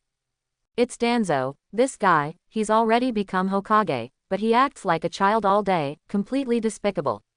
He spends all his time tinkering with the ninjutsu left by teacher Tobirama. He doesn't care about his lifelong affairs at all, and he has the nerve to talk about me. Hiruzen Sarutobi felt that Danzo was not like a normal person. He sighed, feeling a sense of powerlessness towards Danzo, who was destined to be alone for life. The next day, Danzo simply chose to skip work. He created a shadow clone, sending it to inform Hiruzen Sarutobi and help with a small favor. As for himself, he was about to undertake another tense and exciting system lottery. During this time, he had for the first time delved into studying the system. It was fine not to study it, but once he delved in, he really discovered some things. He had figured out some rules he had never discovered before. For example, after obtaining a certain item fragment, the probability of subsequent acquisition would increase. Also, if there were 2 uncombined fragments in the backpack, no other item fragments would be obtained. Such 2 crucial points, he only knew now. He vaguely remembered that the system seemed to have mentioned it before. It was just a pity that he didn't care at all at the time, only focusing on the lottery. This discovery also resolved his many years of confusion. Why the fragments obtained from the lottery were always familiar old faces. Temporarily abandoning these thoughts, the large roulette wheel with a gilded frame floated before his eyes. After a pleasant hum, the wheel began to accelerate wildly. Congratulations on obtaining Black Pot Coins X100. Congratulations on obtaining Small Soul Society Fragment by 1.5. 100 Black Pot Coins. This gain truly surprised Danzo. It was the first time he had received black pot coins from the roulette lottery. This was a good start, and he hoped that these rewards would be as many as possible, preferably directly 10 million coins. One round of 10 draws only yielded 3 rewards. However, with the Soul Society fragment, he was satisfied. In a good mood, he didn't pause for long and immediately started the second round of draws. The roulette wheel began to spin again, emitting a roar it had never made before. Congratulations on obtaining Chakra Enhancement Fruit X4. System note, tastes wonderful. Chakra increases by 0.5 units after consumption. Chapter 91. A Chakra Fruit. Danzo stared intently at the 4 green glowing fruits displayed in the reward section. After reading the system's introduction, he was both surprised and enraged. Dog system, you have such good stuff, and you're only bringing it out now. And 4 at once. Are you playing with me? Danzo knew how unreliable the system was. He also knew that he could obtain various strange items through the system. However, from past to present, the direct help the system had given him was barely better than nothing. And it always came with frustrating and abstract prerequisites. Low-level ninjutsu scrolls allowed him to learn them directly. But for slightly higher level ones, it would just give him a tutorial and tell him to practice himself. What kind of nonsense was this? The only item that could directly increase his chakra required him to complete 7 humiliating public declarations. Although he used a transformation jutsu, publicly calling himself an idiot was truly unpleasant. This incident was also the reason his integrity plummeted. Now, these fruits, which could directly increase chakra, brought back his painful memories. He should have been happy to get good things. But at this moment, he couldn't feel even a trace of joy. This anger was not directed at the fruits. Instead, it was resentment from being constantly toyed with by the system, where the effort and reward were severely disproportionate. Forcing down his anger, he knew that getting angry at this thing was useless. With 10 draws remaining, he decided to finish them quickly. He shifted his consciousness back to the roulette and restarted it. After the anger, came an unprecedented calm. He listened carefully to the sound of the roulette spinning. It seemed the roulette's spinning sound was not as impressive as last time. The rotation slowly stopped, and the last 2 reward slots appeared before him. Congratulations on obtaining Lighter X1. Congratulations on obtaining Contract Scroll Panda. System note, summon a giant panda to assist in battle. The result of the last 10 pull left him greatly disappointed. That's it, nothing else. Danzo's face was full of dark lines as he looked at the 2 items before him. Yet, amidst this depression and dissatisfaction, he analyzed a few things. He savored the process of today's 310 pulls, especially the sounds emitted by the roulette. During the first 10 pull, when he drew a Soul Society fragment, the roulette's spinning sound seemed clear and pleasant. During the second 10 pull, before the 4 fruits appeared, the roulette's sound was deep and powerful. During the last one, the roulette seemed to be still, completely silent. In previous draws, Danzo's emotions often collapsed due to repeatedly drawing junk. He had never paid close attention to the sounds the roulette made. Now, recalling carefully, every time he drew junk, the roulette's spinning sound was silent. Danzo found the key, but what use was this point? Could he control the sound the roulette made? He wanted to immediately verify if his previous guess was true, but unfortunately, his draw chances were exhausted. Regret flickered in Danzo's eyes. Too many questions remained unanswered. The mysteries of the abstract system were simply too numerous, and this one today was no different. Temporarily setting aside this conjecture, Danzo refocused his attention on the system, glancing at the black pot coin's balance in the upper right corner. Without hesitation, he quickly brought up the black pot shop and purchased 2 small Soul Society fragments. Black pot coins minus 20,000, obtained, small Soul Society fragment x2. The system prompt arrived as expected, and his black pot coins were almost completely depleted. Danzo clenched his fists. The emotions of anger, depression, and unwillingness were swept away at this moment, replaced by an indescribable thrill and excitement. He was already accustomed to his emotions changing like flipping a book. Every time he was scammed by the system, he could always emerge from negative emotions through other events. He muttered to himself, his voice filled with yearning, "Soon. It will be soon. Only the last 5 pieces, just the last 5 pieces, and I can start the experiment. I just hope this item is as I imagine." He set aside long-term plans for now. With a thought, he took out a chakra fruit from his backpack. He placed it in his palm, examining it closely.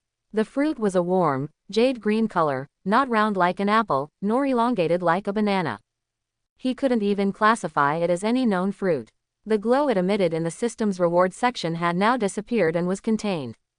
But the fruit itself was crystal clear, its texture somewhat like jade.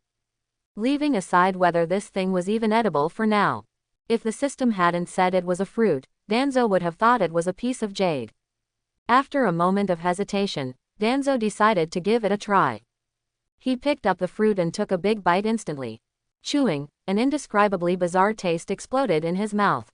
How to describe it? The sensation was extremely peculiar, completely subverting its appearance.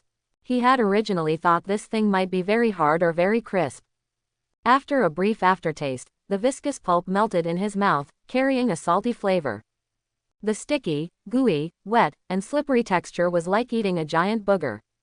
Enduring the strangeness in his mouth, Danzo forcefully shoved the entire fruit into his mouth. To directly observe the effect, he brought up his character panel, which he hadn't seen in a long time.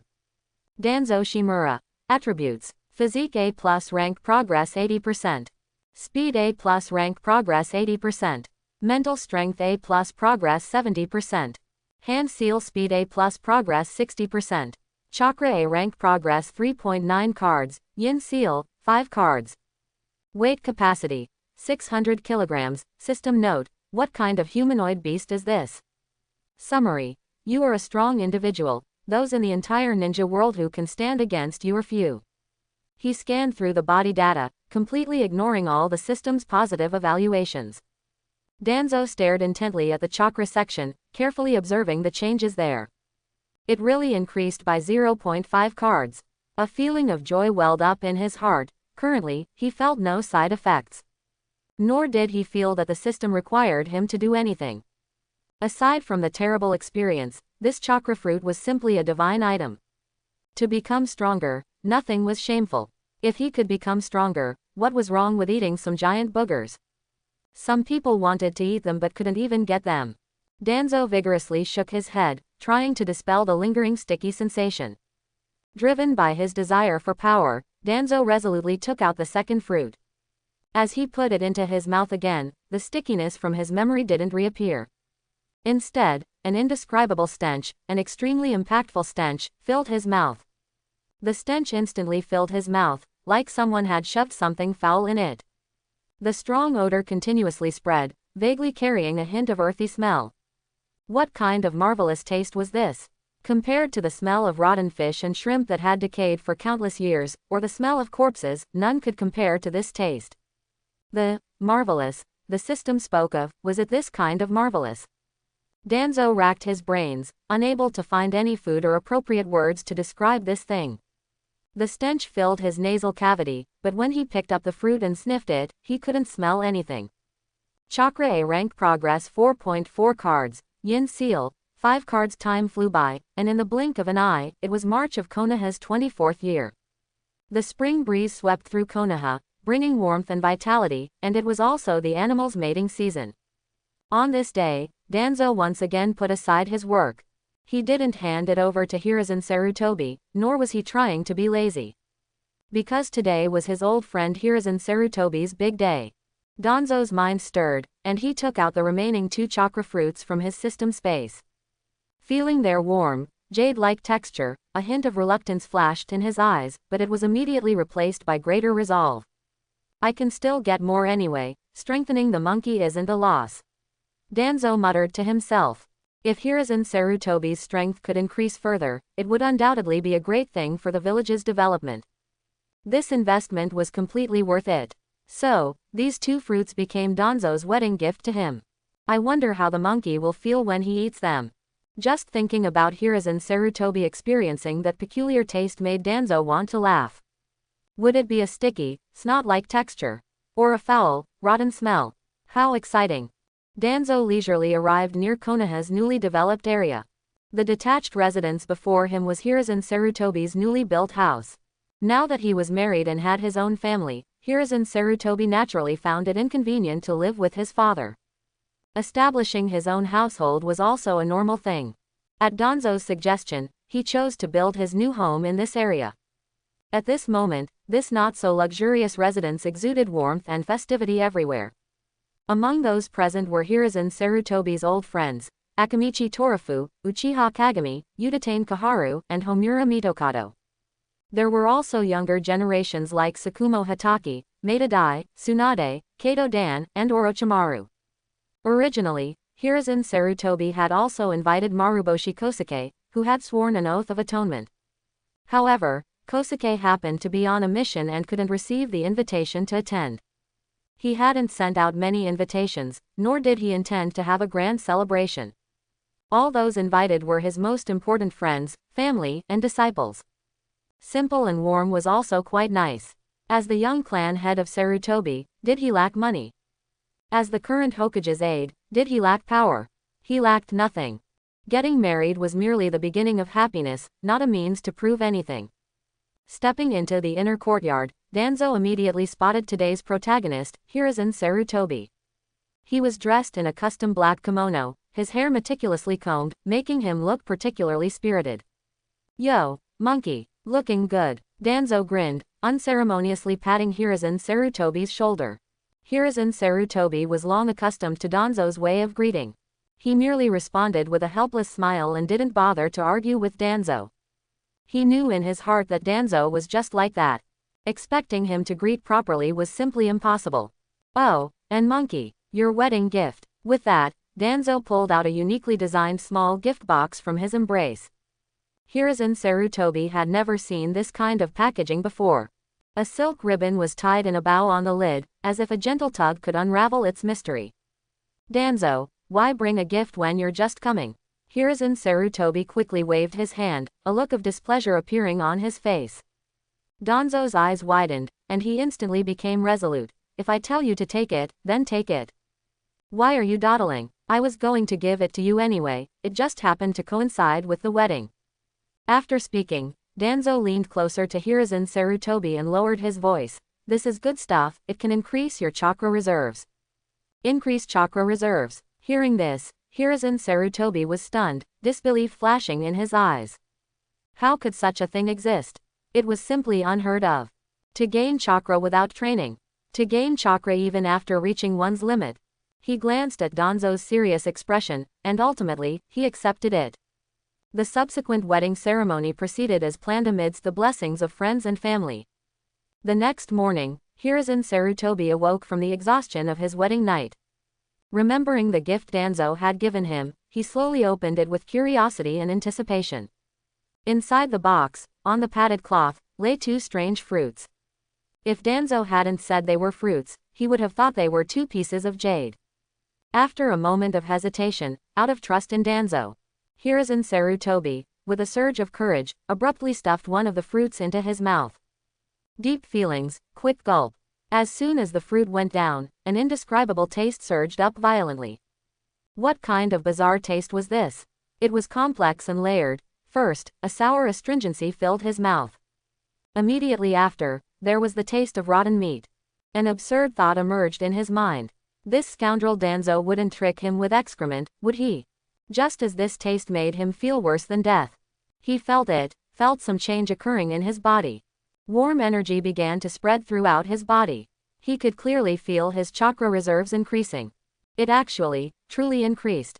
Such vast chakra, more potent than half a year of my training. Hiruzen Sarutobi held his breath, carefully observing the changes within his body. After confirming that it wasn't an illusion, his eyes, burning with fervor, fixed on the other fruit. That afternoon, Hiruzen Sarutobi forcefully suppressed the excitement in his heart. As usual, he arrived at the Hokage's office on time. However, this time, his steps were noticeably faster than usual. Upon reaching the office, he even uncharacteristically pushed the door open forcefully. Before he even entered the room, his voice, strained with excitement, came first. Danzo. Those fruits are truly amazing. Danzo, who was reviewing documents, merely looked up slightly at the sound. Looking at the excited man before him, a playful smile curled at the corner of his lips. Now you know it's good stuff. Who was it yesterday who didn't want it? Without waiting for Hiruzen Sarutobi to reply, Danzo deliberately drew out his words. How was it? The taste wasn't bad, right? Danzo slumped in his chair, arms crossed over his chest, quietly observing Hiruzen Sarutobi's reaction. Taste wasn't bad. As soon as Hiruzen Sarutobi heard Danzo's question, his smile instantly froze, and the corners of his mouth couldn't help but twitch. The taste of that fruit was truly disgusting, simply beyond words. Even now, recalling it, Hiruzen Sarutobi felt inexplicably nauseous. After Hiruzen Sarutobi's wedding, everything in Konoha village seemed to return to peace. Danzo's daily life also reverted to an extremely regular, three-point line state. The Hokage's office for official duties, his home for rest, and the training ground for teaching his disciples. Danzo seemed to revel in this busy yet fulfilling life. He even often wondered if this tranquility could continue indefinitely. However, the future trajectory didn't want him to be too comfortable. There were always hands trying to drag him into the deep sea's whirlpool. March of Konoha's 25th year. It was a seemingly ordinary afternoon, and Danzo was handling official business as usual. Suddenly, an urgent intelligence report was delivered to him by Anbu. The report indicated that a team composed of rogue ninja from various villages had entered the Land of Fire's territory. Their current objective was unknown, but Danzo knew it was definitely not good news. Even more alarming was that these individuals were all Jonin level in strength. Their total number was estimated to be over 20. Danzo averted his gaze from the intelligence report in his hand, looking solemnly at Hiruzen Sarutobi beside him. Monkey, something is wrong with this situation. Danzo's voice was deep and undeniable. Hearing this, Hiruzen Sarutobi's brows furrowed tightly, and a similar solemn expression appeared on his face. Indeed, it was the first time such an event had occurred since the First Ninja World War. Such a large group of rogue ninja, brazenly intruding into the Land of Fire, was an unprecedented event. More than 20 of them, each possessing Jonin strength. If this force were to gather, it would be enough to deal with a small to medium-sized village. If conventional squads were dispatched, it would undoubtedly be like sheep entering a tiger's den, a one-way trip. Even if they could fight to the death and take down a few, such unnecessary losses would be meaningless. The village's strength should never be wasted on such matters. After a moment of eye contact, Danzo spoke again. I'll go personally, I'll leave the government affairs to you, monkey. After weighing the options, Danzo decided to investigate in person. With his current speed, catching up to these guys would surely be easy.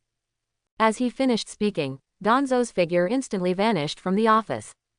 The next moment, he appeared above Hokage Rock. A faint chakra enveloped Danzo, a sign of him using Bukujutsu. After a brief moment of orientation, Danzo instantly transformed into a streak of light and sped away into the distance. Inside the office, Hiruzen Sarutobi quickly walked to the window, just in time to witness Danzo's flight. He knew this was not moonwalk. He himself could use moonwalk, which required stepping on the air to achieve levitation. But Danzo's appearance was that of directly flying in the air, somewhat resembling Iwagakure's light heavy stone technique. Hiruzen Sarutobi was a bit surprised. Had this old fox Danzo researched some new jutsu? Flight ability had too great an advantage in reconnaissance, surprise attacks, and other aspects. After this mission, he absolutely had to get Danzo to teach him. Of course, Danzo was unaware of Hiruzen Sarutobi's inner thoughts. By now, Danzo had already left Konoha's vicinity. To reach his destination as quickly as possible, Danzo did not hold back on chakra output, fully utilizing Bukujutsu. His speed reached its maximum, and the wind howled past his ears. What surprised him even more was that despite such high-speed flight, the chakra consumed was surprisingly not much. Even maintaining high-speed flight was merely a trifle for his chakra reserves. Could it be that the consumption of Bukujutsu had been improved by the dog system? Feeling the exhilaration of unrestrained flight, looking down at the tiny land beneath him, an inexplicable sense of exhilaration arose. His heart surged with emotion. He clearly enjoyed this feeling. He had originally thought that aerial mobility could only be achieved by the extremely strenuous moonwalk. Or, he would have to raid Iwagakure for the light heavy stone technique in the future. The arrival of Bukujutsu was like a timely rain after a long drought. The version provided by the system was chakra-driven, eliminating the need to cultivate the ki from Dragon Ball. This bypassed a completely different power system and saved Danzo unnecessary trouble. After nearly an hour of high-speed flight, Danzo finally arrived near his destination. A rough estimation of his chakra consumption left him very satisfied. This flight only consumed 0.5 units of chakra. This amount of consumption was utterly negligible to him. To be able to reach the mission area so quickly and catch the enemy by surprise. What did such a small consumption matter? After landing in a hidden location, Danzo did not immediately act. After his chakra recovered, he silently ascended again. Aimlessly searching on the ground would certainly not be as efficient as the panoramic view from the sky. Maintaining a safe reconnaissance altitude, Danzo frantically searched near the area where the target was last seen. Bukujutsu was silent. If not observed carefully, enemies on the ground would find it difficult to detect Danzo. After an efficient aerial search, Danzo finally pinpointed a suspicious location. Below him, there was a natural cave entrance. The dense trees surrounding it provided the best concealment. He had circled the area several times before discovering this spot.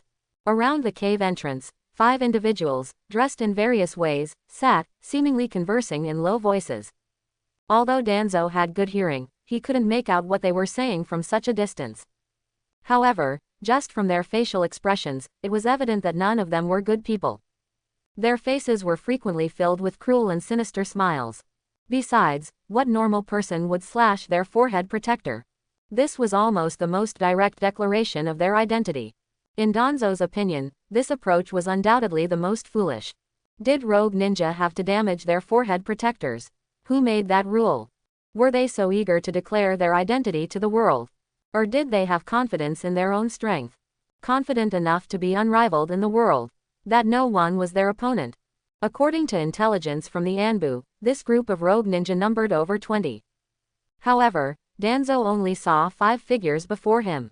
Where are the others? A new question arose in his mind. Looking out, the sunset was appearing. The clouds on the horizon were dyed a beautiful orange-red. Despite finding the target, Danzo was not in a hurry to act. Although the strength of the enemies before him was nothing to him. As an experienced ninja, Danzo knew that one must always remain vigilant in any situation. Even when dealing with weak enemies, one must not let down their guard. The battlefield was ever-changing, and he would never allow himself to make such a basic mistake. With the recovery from Myobo technique and the unreasonable power of 8 gates released formation. Even if 20 rogue ninja attacked him at once, he would not be afraid in the slightest. However, doing so would come at too great a cost. Danzo felt that he didn't need to go to great lengths to deal with this group of small fry. The chakra in his yin seal was finite, every bit used meant one less bit remaining. Having accumulated it with such difficulty, he was unwilling to expend too much on such matters. Such precious strategic reserves should be used in life and death battles. Time quietly slipped away in silent waiting. Another hour passed in the blink of an eye. The sky gradually darkened. Danzo, like a statue, still floated in the sky. His gaze seemed to pierce through the night, fixed on the cave entrance. During this time, Danzo noticed that another 5 rogue ninja had emerged from the cave entrance. They seemed to be waiting for something. After a brief exchange with the 5 at the entrance, these individuals retreated back inside. After the sun completely set, the 5 rogue ninja at the entrance also returned into the cave. What exactly did these people intend to do? Danzo had no idea. He still couldn't confirm if there were 20 rogue ninja in the cave. But Danzo knew it was time to act. If he missed this moment, it would be difficult once they dispersed again. A one-way cave was easy to attack and hard to defend. It was practically a tailor-made tomb for these rogue ninja. With his plan decided, Danzo immediately concealed all his presence and slowly approached the cave entrance. It was nighttime. This silent environment was the perfect time for killing. A moment later, Danzo stealthily approached the entrance of the cave. He did not immediately reveal himself, but instead pressed against the rock wall, sensing the movements within the cave. He was not in a hurry to attack. Before fully assessing the situation, caution always came first. Danzo formed hand seals. Bang! As the white smoke dissipated, a figure identical to him quietly appeared beside him. A simple yet effective tactic instantly formed in his mind. He would suppress the inside of the cave with ninjutsu, while his shadow clone would block the entrance with an earth release, earth-style wall. By sealing off the only exit, the fellows inside would be like turtles in a jar. This way, even if those fellows inside were on guard, they wouldn't be able to escape. With the strategy decided, Danzo no longer hesitated. His main body and the clone exchanged a look, and simultaneously moved into action. Danzo's main body's hands moved rapidly, and chakra gathered in his lungs. Serpent, ram, monkey, boar, horse, tiger. Fire release. Great fireball technique. When the ninjutsu was released, it wasn't just a single great fireball technique that spewed out. Instead, dozens of them attacked like a rain of fire. Against these rogue ninja, Danzo did not need to talk about righteousness, he should use the cruelest moves against them. After the last fireball disappeared, causing a violent roar, Danzo took a deep breath and slowly stepped into the cave. Almost at the same time, the shadow clone slapped the ground fiercely with both hands and shouted, "Earth release, earth-style wall." A thick, tall earth wall instantly rose from the ground, completely sealing off the cave entrance. There was no light inside the cave, it was pitch black. The faintly flickering firelight in the distance proved that the place had indeed been blasted by Danzo. Danzo continued to go deeper, vaguely hearing groans and wails. He ignored these fellows, visibility was too low. Even if he wanted to finish them off, he couldn't find anyone. Instead of wasting time, it was better to go in first and look for the living ones. However, the deeper Danzo went, the more surprised he became. The space inside this cave was much larger than he had imagined. The entrance seemed narrow, but the interior held a different world. Danzo knew this was definitely not an ordinary cave. In such a long, narrow tunnel, the effect of those great fireball techniques would likely be greatly reduced.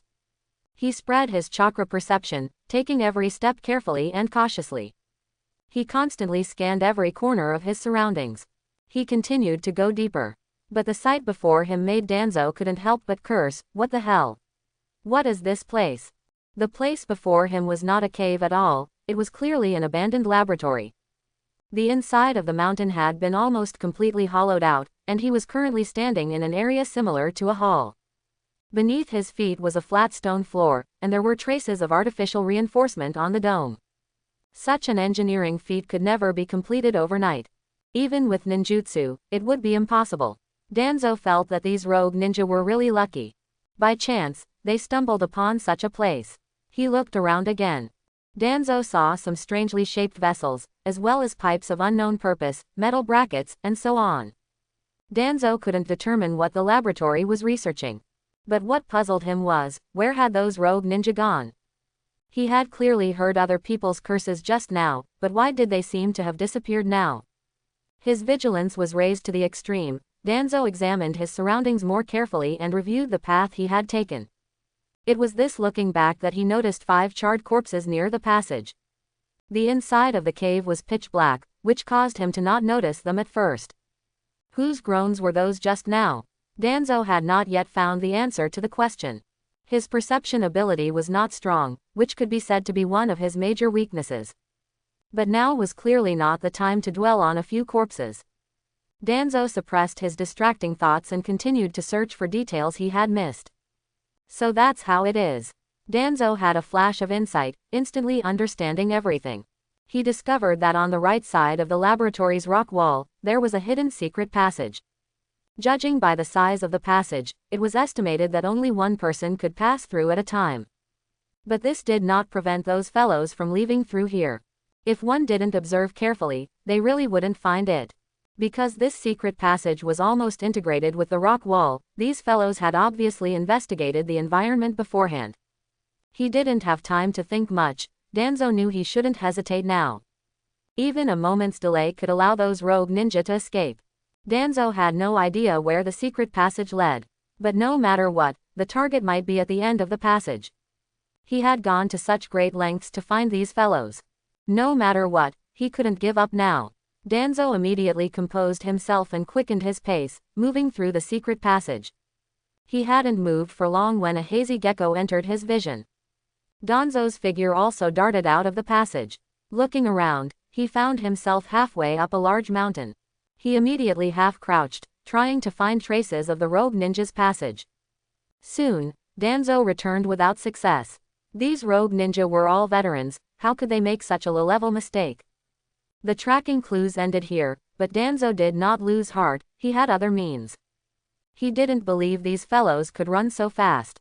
Chakra surged within him again, and Danzo's lithe figure instantly left the ground, rapidly ascending to a suitable observation position.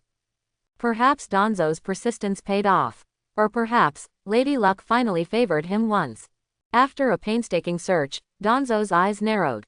He found them. He finally found the traces of these fools. Using the faint gecko, he scanned a group of 13.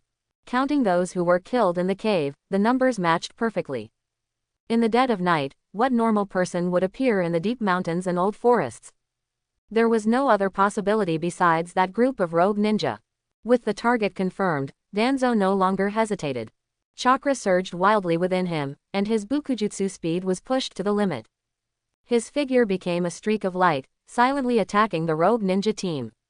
These things, existing for even another quarter of an hour, were a threat to the world. They must be eliminated as soon as possible. The rogue ninja below were only focused on escaping, completely unaware of the hunter appearing in the sky. The distance was sufficient. Danzo was not going to give the opponent another chance. His hands moved rapidly, and the hand seals were completed instantly. Wind-style chakra gathered within his body as he shouted, "Wind release, vacuum consecutive spheres."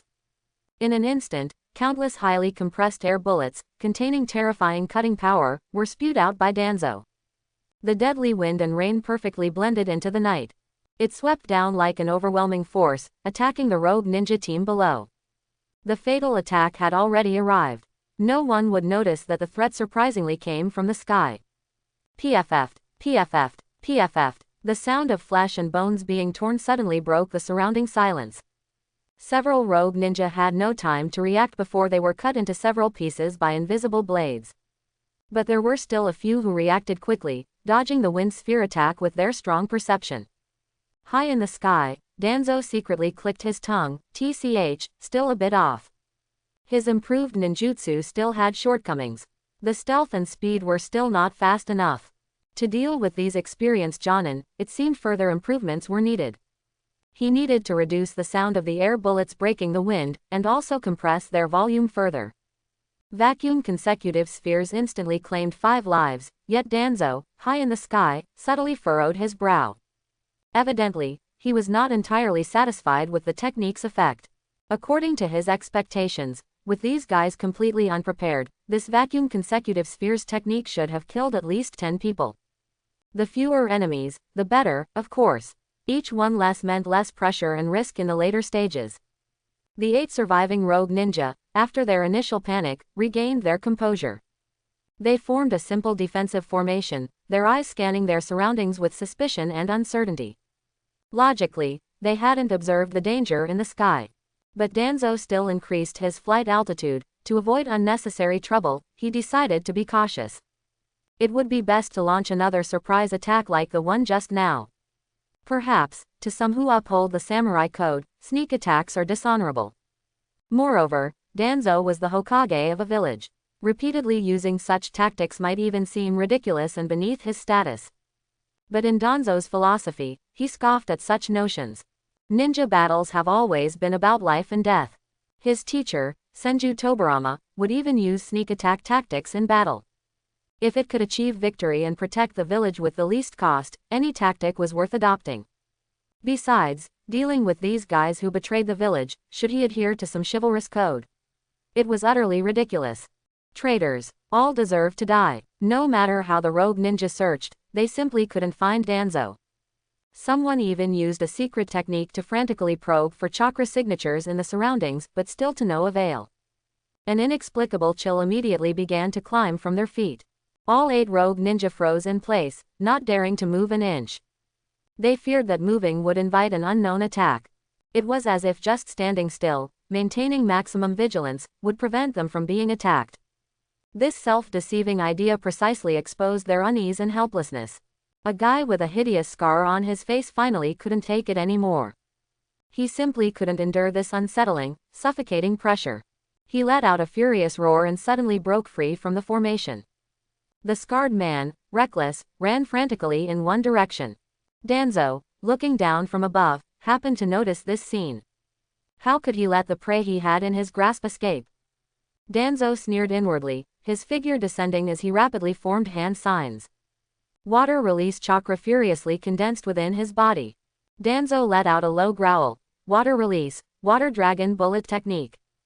In an instant, 2 ferocious water dragons, formed from high-density water currents, materialized out of thin air behind Danzo. Look up! A lean rogue ninja shrieked at the top of his lungs, and the other guys simultaneously looked up. The culprit was finally found. It was the guy floating in the sky. Having aerial combat capability was something the rogue ninja found hard to believe. They suddenly thought of Iwagaker's light heavy stone technique. Could it be that this guy in the sky was an Iwagaker elite Jonin? But how could an Iwagaker ninja appear within the land of fire's borders? Countless questions arose in their minds. The ferocious water dragons wouldn't give them time to think. The shadow of death instantly enveloped them. Although they tried to defend and dodge, 2 of them were instantly torn apart by the water currents. The power of Danzo's water dragon bullet technique was no longer what it once was. After his long-term refinement and modification, the scale, condensation, and control of the water dragon bullet technique could now reach 80% of Tobarama's power. The last 6 rogue ninja, seeing no hope of escape, all revealed their ferocity. They didn't believe that just one person could wipe them all out. The few of them understood that in front of a ninja who could fly, escaping seemed useless. Only a desperate counterattack was their last chance at survival. Moreover, according to rumors, the light heavy stone technique was difficult to control. If they could disrupt this person's rhythm with ninjutsu, there might still be a glimmer of hope. The remaining rogue ninja exchanged glances, their movements filled with tacit understanding. In this final moment, they all unleashed astonishing potential. Ninjutsu of various attributes shot towards Danzo. Wind release, fire release, water release, lightning release. The entire battlefield was instantly enveloped in the light of ninjutsu, and explosions resounded incessantly. Faced with such dense ninjutsu, Danzo remained completely unfazed. He dodged all the ninjutsu with agile movements, his clothes barely getting dirty.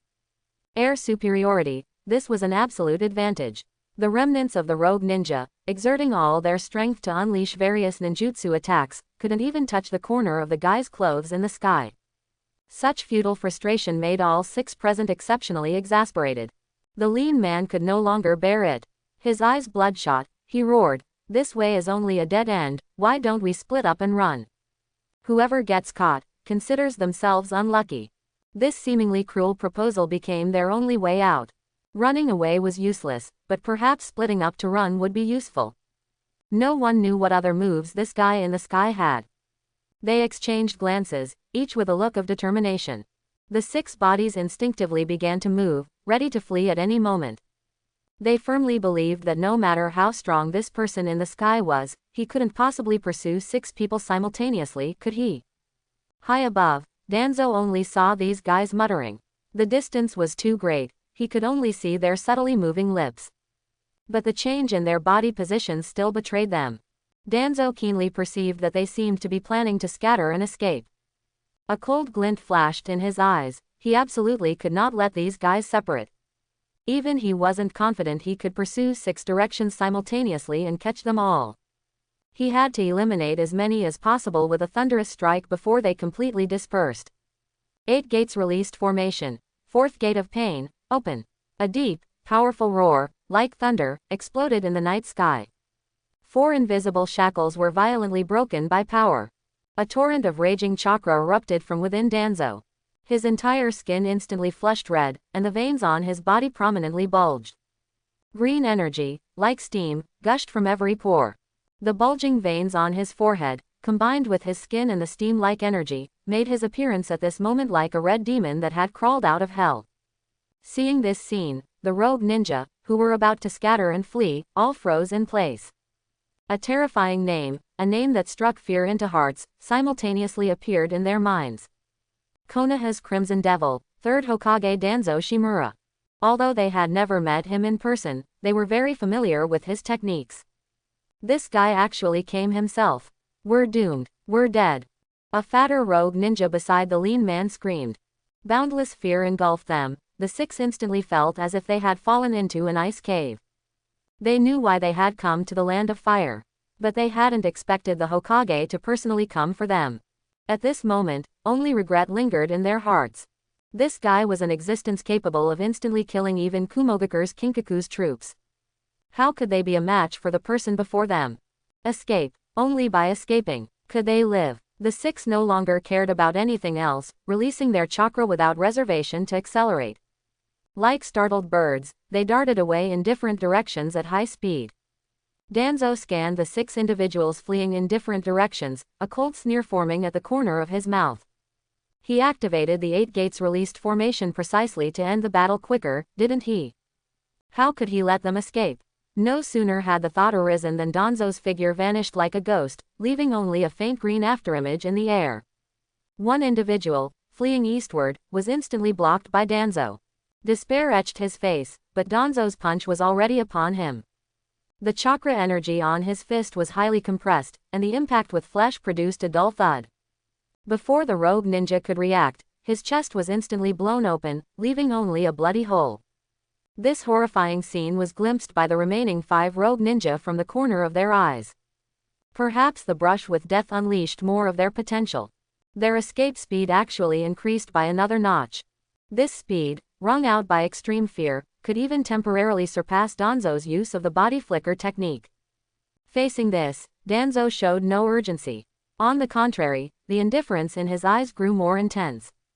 Exposing their backs to the enemy without reservation was their gravest mistake. At this moment, the rogue ninja were like fish on a chopping block, at Danzo's mercy. When hunting, one must, of course, deal with the fastest runners first. His figure moved slightly, and the ground beneath his feet instantly cracked, forming a shallow crater. Danzo once again transformed into a streak of light, chasing after the small black dot in the distance. Within a few breaths, the fat man, who had been congratulating himself on his secret escape technique, was horrified to find a figure appear beside him. He glanced sideways, only to see Danzo's sinister smile. "Why are you chasing me first? Go chase someone else," he shrieked, his voice hoarse, fear completely engulfing him.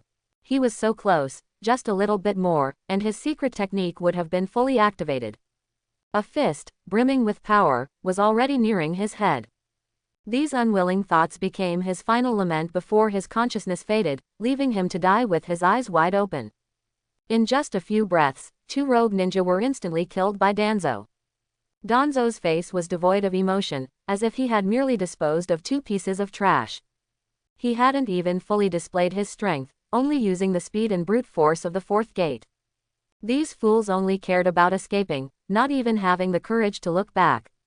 Killing those without the ability to resist was effortless. Even if they had mustered the courage to resist, their fate would have only been more tragic. Danzo scanned the remaining four. The faster ones had already vanished from sight. At his current speed, while he could catch and deal with two, the remaining ones who had fled far would likely be out of reach. Danzo thought, if only he knew the Flying Thunder God, it would be so much better. In this situation, the Flying Thunder God would make things so much easier. Alas, he couldn't learn it. He was the Hokage, he could learn all the ninjutsu Tobirama left behind. But unfortunately, he had no talent for space-time ninjutsu. No fish could be allowed to slip through the net. Without hesitation, Danzo roared, "Fifth gate open." The fifth lock opened, and the already surging chakra within his body became even more violent. A more powerful force suddenly swept through his entire body. Through continuous training, Danzo could now open up to the sixth gate without injury. But that level of power still consumed too much stamina. Danzo knew he couldn't sustain it for long. To catch these small fries, opening to the fifth gate was sufficient. With his speed skyrocketing, Danzo's efficiency in clearing out the rogue ninja became even more terrifying. Although 3 rogue ninja had already disappeared from sight, Danzo knew their escape directions. The entire process took even less time than a normal person taking a deep breath. In the blink of an eye, only one of the 6 rogue ninja remained. He was still running in vain, his speed growing slower and slower. Danzo had left him for last precisely because he was slow. While the others had vanished, this guy was still within Danzo's field of vision. He briefly sensed his own condition, the bulging veins and green steam erupting from his body receded like a tide. Though some traces of overload remained, they were harmless. To deal with this last stray dog, Danzo no longer needed to use the 8 gates released formation, he could just leisurely play with him using Bukujutsu. Anyway, Danzo wasn't in a hurry, he had all the time in the world. His chakra operation method suddenly changed, and a faint chakra aura enveloped his body. Danzo's figure floated into the air, ascending once more. He just needed to stick to this guy like a shadow, constantly applying psychological pressure. Once his chakra ran out, he would naturally stop. When it came to chakra endurance, Danzo had no respect for the small fry before him. The scrawny bamboo pole fled frantically. Danzo maintained his Bukujutsu, sticking closely behind him. While maximizing the pressure, a smile played on his face. He ran, he chased, he couldn't escape. The intense escape made Bamboo Pole suffer immensely. After more than 10 minutes, Bamboo Pole finally ran out of stamina. He collapsed to the ground, his chest heaving wildly. Danzo slowly descended, looking down at his prey like homelander. He folded his arms, watching Bamboo Pole mockingly, "Run. Keep running." Hearing these cat and mouse words, the light in the rogue ninja's eyes completely vanished. He completely resigned himself, giving up resistance.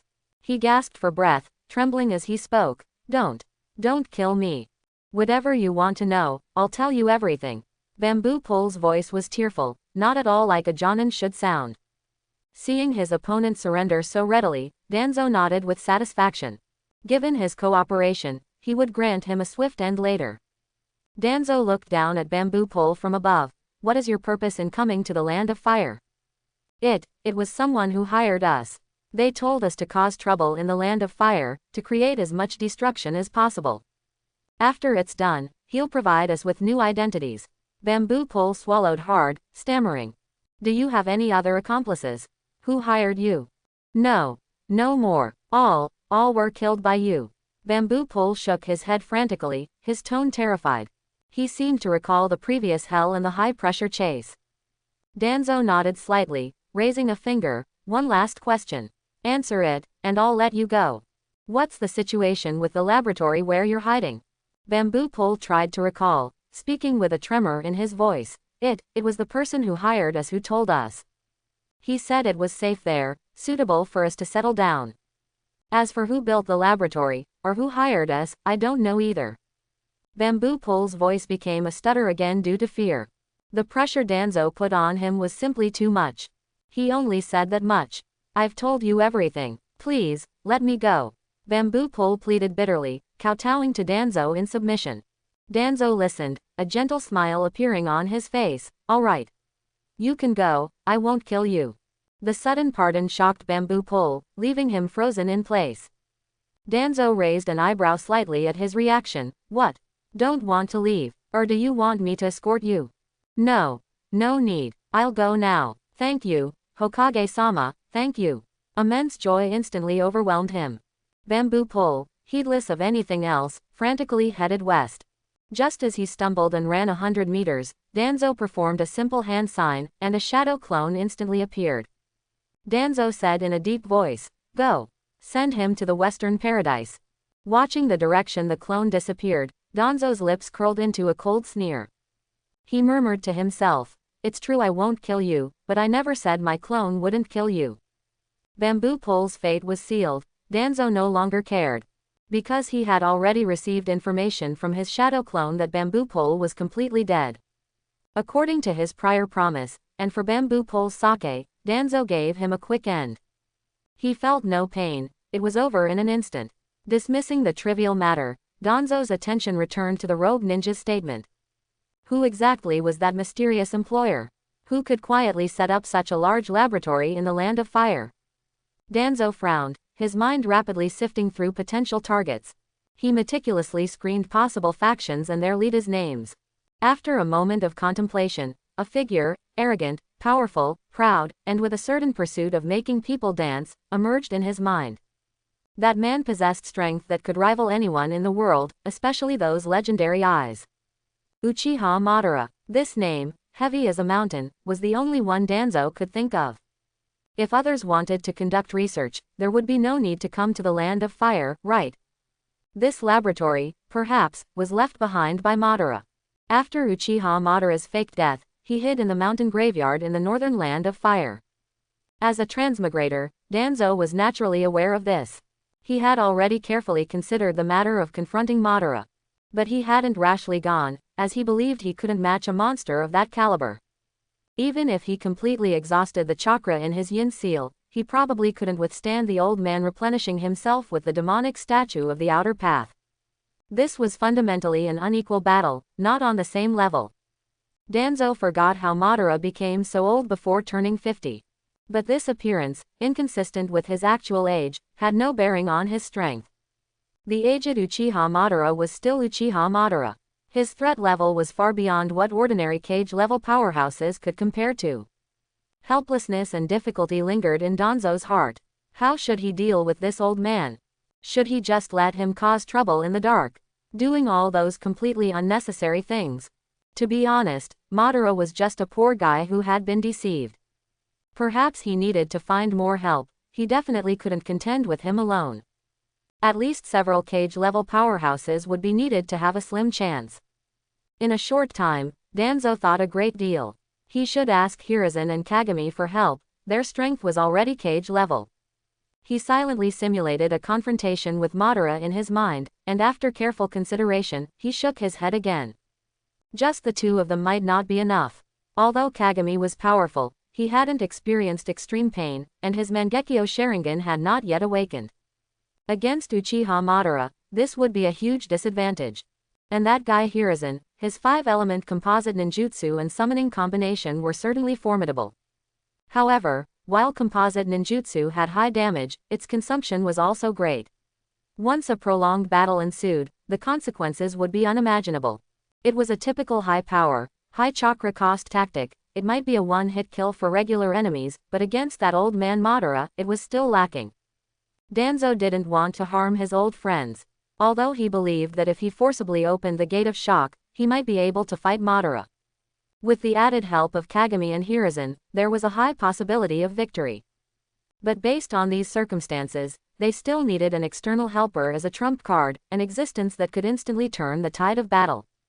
His thoughts flowed, and Danzo recalled the item he had placed great hopes on. The collection of small soul society fragments was only 5 pieces short. Only 5 more pieces, and he could begin to try and snatch souls from the Pure Land. He had already learned Edo Tensai, but this technique was extremely unstable. The stronger the existence summoned, the more unstable it became. Danzo believed that his execution was not as good as Orochimaru's in the later stages. He didn't think the dead he summoned could sustain high-intensity combat. But as a transition for collecting souls, it should be fine. Complex thoughts lingered in Danzo's mind for a long time, but he ultimately forced them down.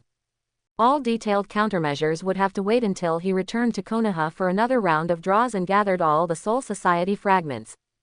Perhaps he could also obtain other powerful tools from the system. His mind made up, Danzo no longer hesitated. After sensing his condition, he decided to return immediately. The consumption from the previous battle was actually not significant. He still had half his chakra, which was completely enough to rush back to Konoha at full speed using Bukujutsu. After an hour and a half of full-speed flight, the familiar outline of Konoha village came into view. From the time he set out to eliminate the rogue ninja until now, the total time spent was less than a day. Such efficiency would be unbelievable if spoken aloud. However, the impact experienced during this short day was far beyond what ordinary missions could compare to. Especially learning from the rogue ninja that Uchiha Madara might be manipulating things behind the scenes. The hidden threat weighed on Danzo's heart like a mountain. The pressure lasted for a moment, replaced by Danzo's rekindled fighting spirit. He was a transmigrator. If he became timid because of Madara, then what was the point of his transmigration? Uchiha Madara, is it? The Asura of the ninja world, is it? I'm going to take on Uchiha Madara. Danzo didn't return to the Hokage's office. Although Hiruzen might still be working, he had other things to do.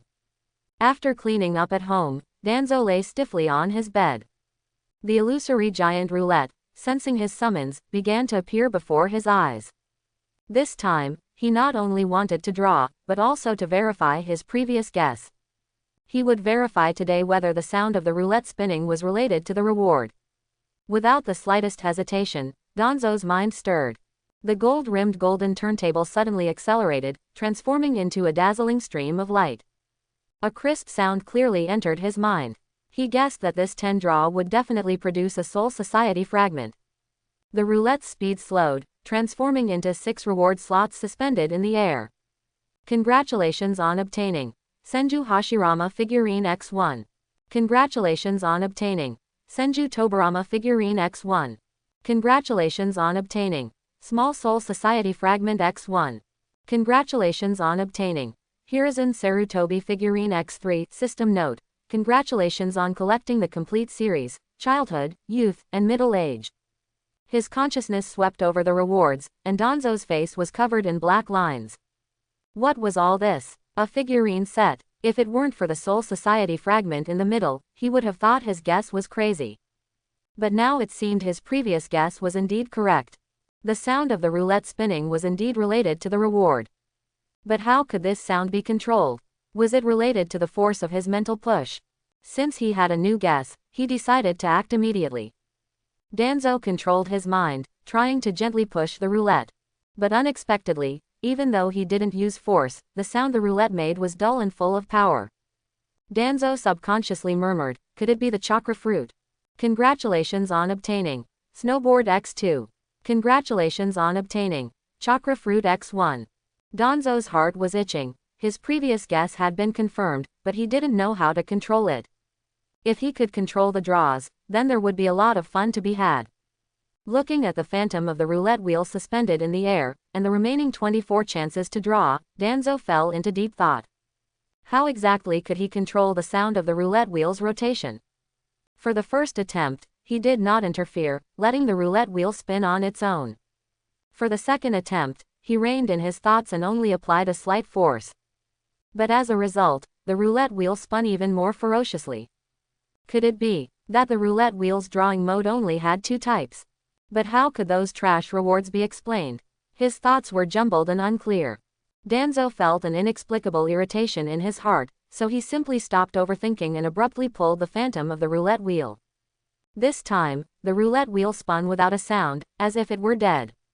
When this scene appeared, Danzo thought to himself, oh no. This is going to be bad. Because this lack of movement indicated that he was about to receive a large batch of trash. Sure enough, there were no surprises. After the roulette wheel stopped, 3 reward slots appeared before his eyes. Congratulations on obtaining Danzo Shimura figurine X1. System note: congratulations on obtaining the hidden edition. The original works Bandage Danzo figurine. Congratulations on obtaining Danzo Shimura Bandage X1 System Note, bandage specifically for covering the Sharingan. Danzo's exclusive. Congratulations on obtaining Danzo's Classic Quotes X1 System Note, contains famous quotes such as, Hiruzen Sarutobi. You will regret this. System alert.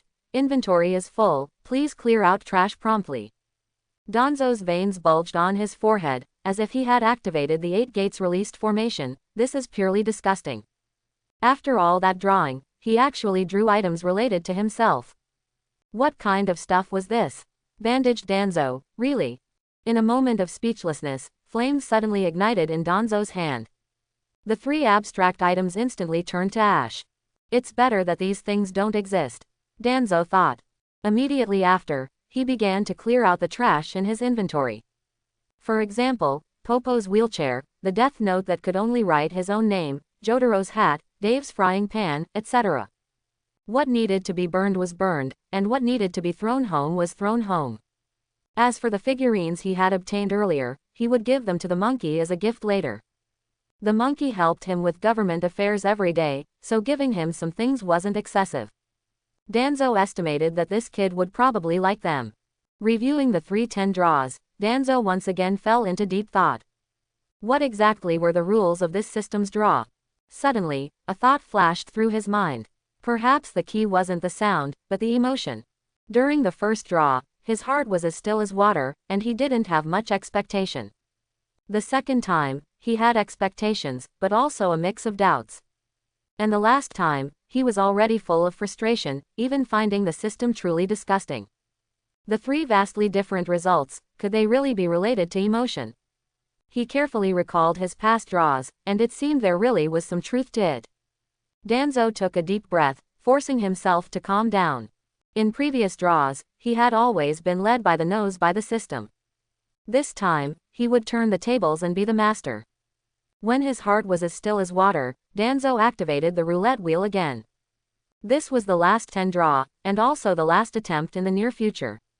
A crisp, pleasant sound rang out, and Danzo's heart filled with joy. Could it be? Did he really guess correctly? That emotion was the correct rule for the system's draw. Congratulations on obtaining Small Soul Society Fragment X1. Congratulations on obtaining Senzu Bean X1 System Note, Complete Version Senzu Bean. Kid. Congratulations on obtaining Wind Release Ninjutsu Mastery Accelerated System Note. Instantly master all Wind Release Ninjutsu, become a Wind Release Master. Congratulations on obtaining Demon Orb X1 System Note. Unknown creature Demon Orb, not very useful, should taste good roasted. Congratulations on obtaining Solar Flare Cultivation Method X1 System Note. Modified version of Dragon Ball's Solar Flare, perfectly adapted to this world.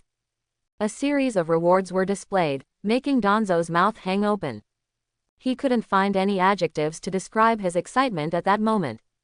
Holy crap! Alas, Danzo was uncultured, and a single, holy crap, sufficed.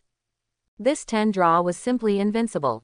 Wind Release Ninjutsu Mastery. Wasn't this the one-click max level he had always dreamed of?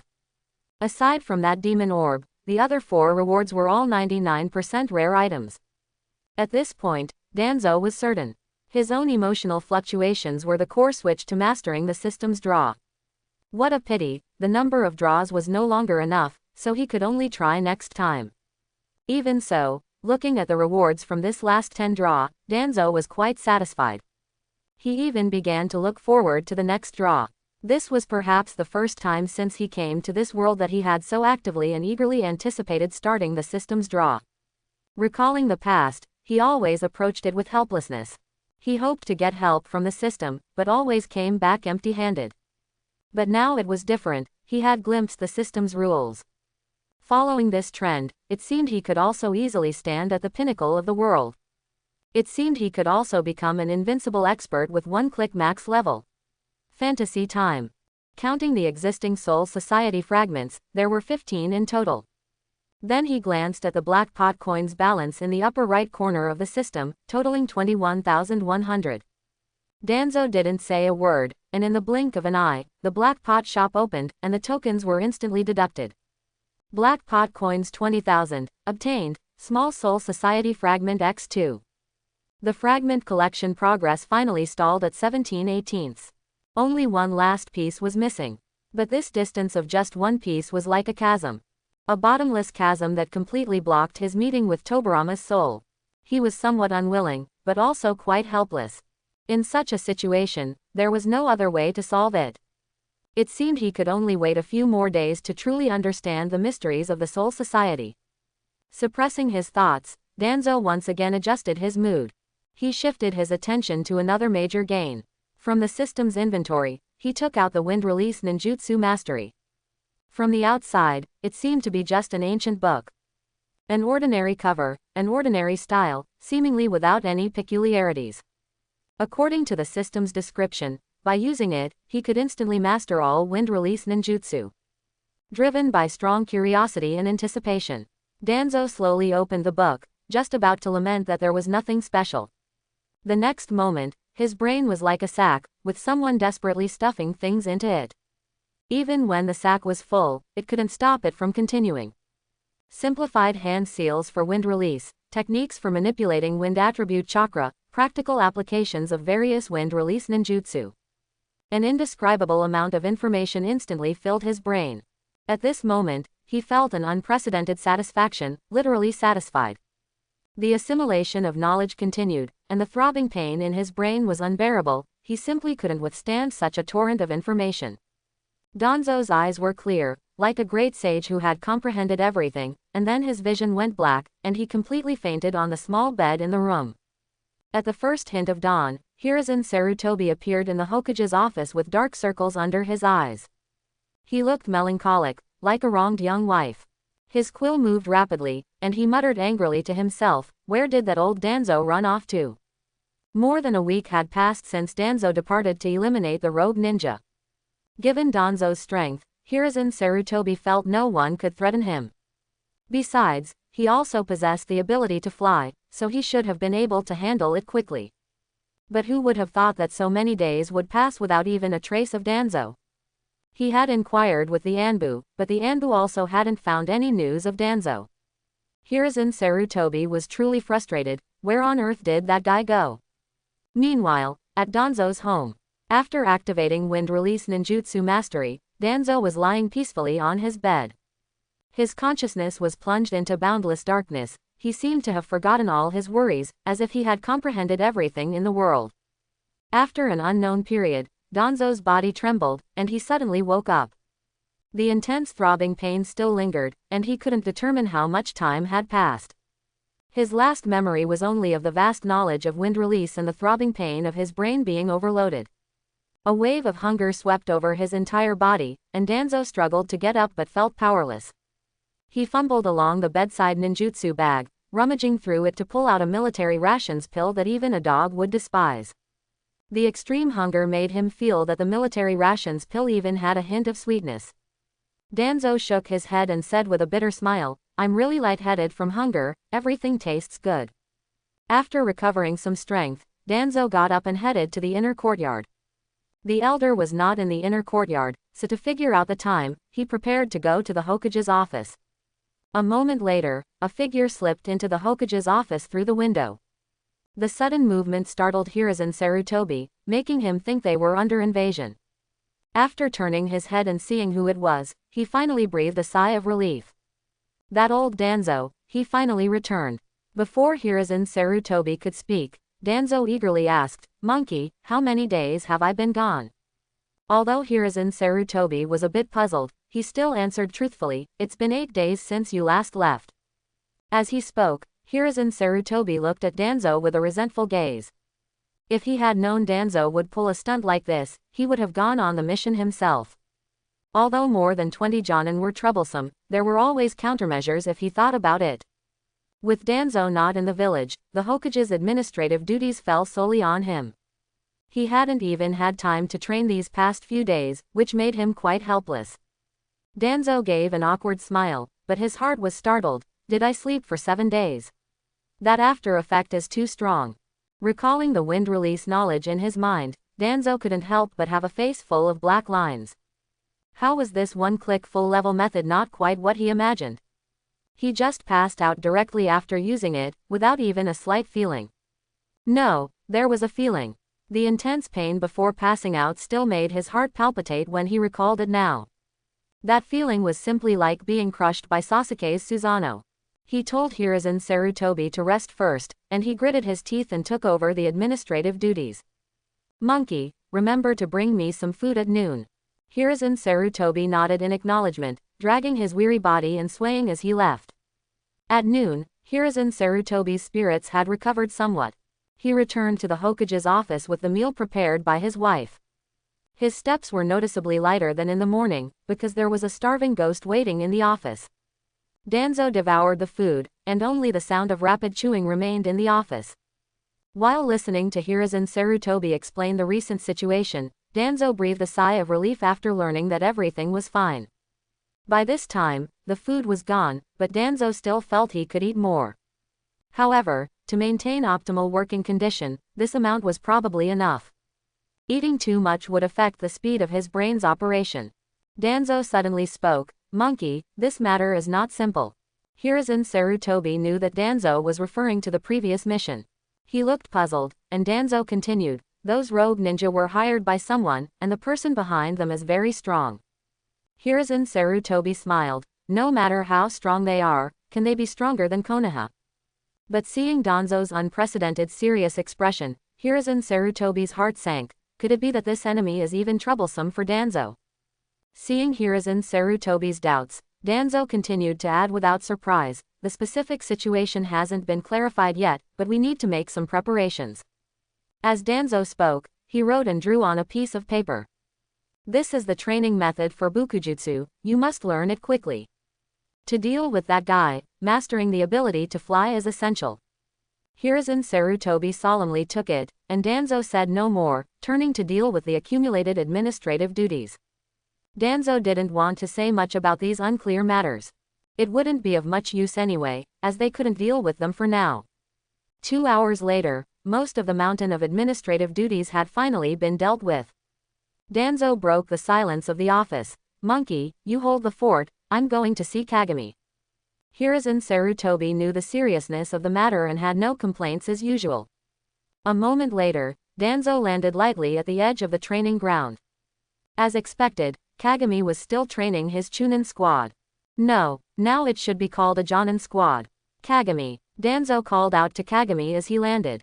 Uchiha Kagami saw that the person who came was Danzo and smiled slightly. "Danzo. Is something wrong?" Danzo's expression was rarely serious. "Kagami. Something big has happened." Uchiha Kagami's heart tightened. Ordinarily, Danzo was always at ease. Even if someone told him that the other 4 nations had invaded, Danzo wouldn't be like this. He hadn't seen Danzo in such a state for a long time. What happened? Kagami's expression also became serious. Immediately after, Danzo briefly explained the cause, process, and outcome of the matter. As Danzo explained the situation more clearly, Uchiha Kagami's brows furrowed more tightly. Then, Danzo taught him the training method for Bukujutsu and urged him to learn it as soon as possible. The squad training could now be put aside. It was also time for this team to be broken up. Now, Kagami's team members were all capable of handling things independently. The shortcomings in taijutsu had been compensated, and all they needed was continuous training. Now, they no longer needed Kagami's personal guidance. If they could each lead a team, the effect would actually be better. Uchiha Kagami nodded, indicating that he understood Danzo's meaning. He would focus on training afterward, and he would give instructions regarding the squad shortly. As for the ninja led by these team members, Danzo would arrange them later. Bukujutsu had been arranged, and now they just had to wait for the 2 of them to learn it. Danzo had arranged everything that needed to be arranged, the outcome could only be awaited. Fortunately, Uchiha Madara didn't know about his discovery, otherwise, if the old man took the initiative, he would be doomed. After putting everything aside, Danzo didn't prepare to return to the office. Those administrative duties could be left to Monkey to handle. He was now going to see his lovely disciples. He truly missed them after not seeing them for days. Konoha Village, Senju Clan Training Ground. The air was filled with the smell of dust and faint sweat.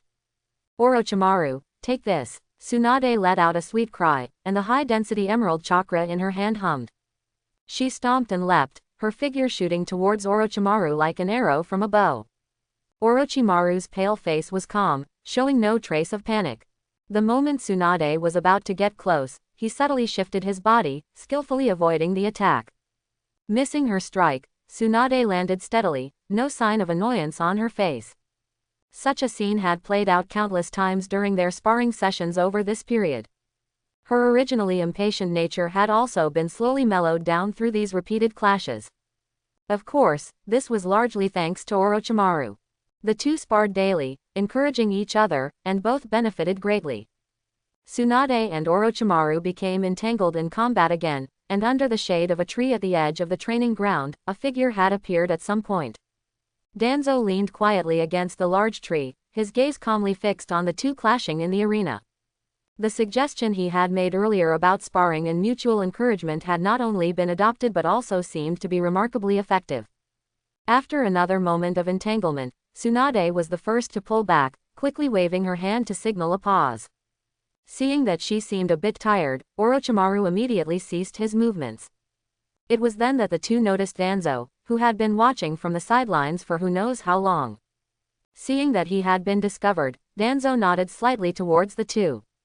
Tsunade and Orochimaru walked over quickly, bowing in unison, "Danzo-sensei." Seeing the excited expressions on their faces, a touch of guilt rose in Danzo's heart. He had been swamped with affairs lately and truly hadn't had much time to look after his two disciples. He wasn't worried about that brat Jiraiya, as he had the guidance of the sages from Mount Myoboku. But Tsunade and Orochimaru were different, they needed his guidance more.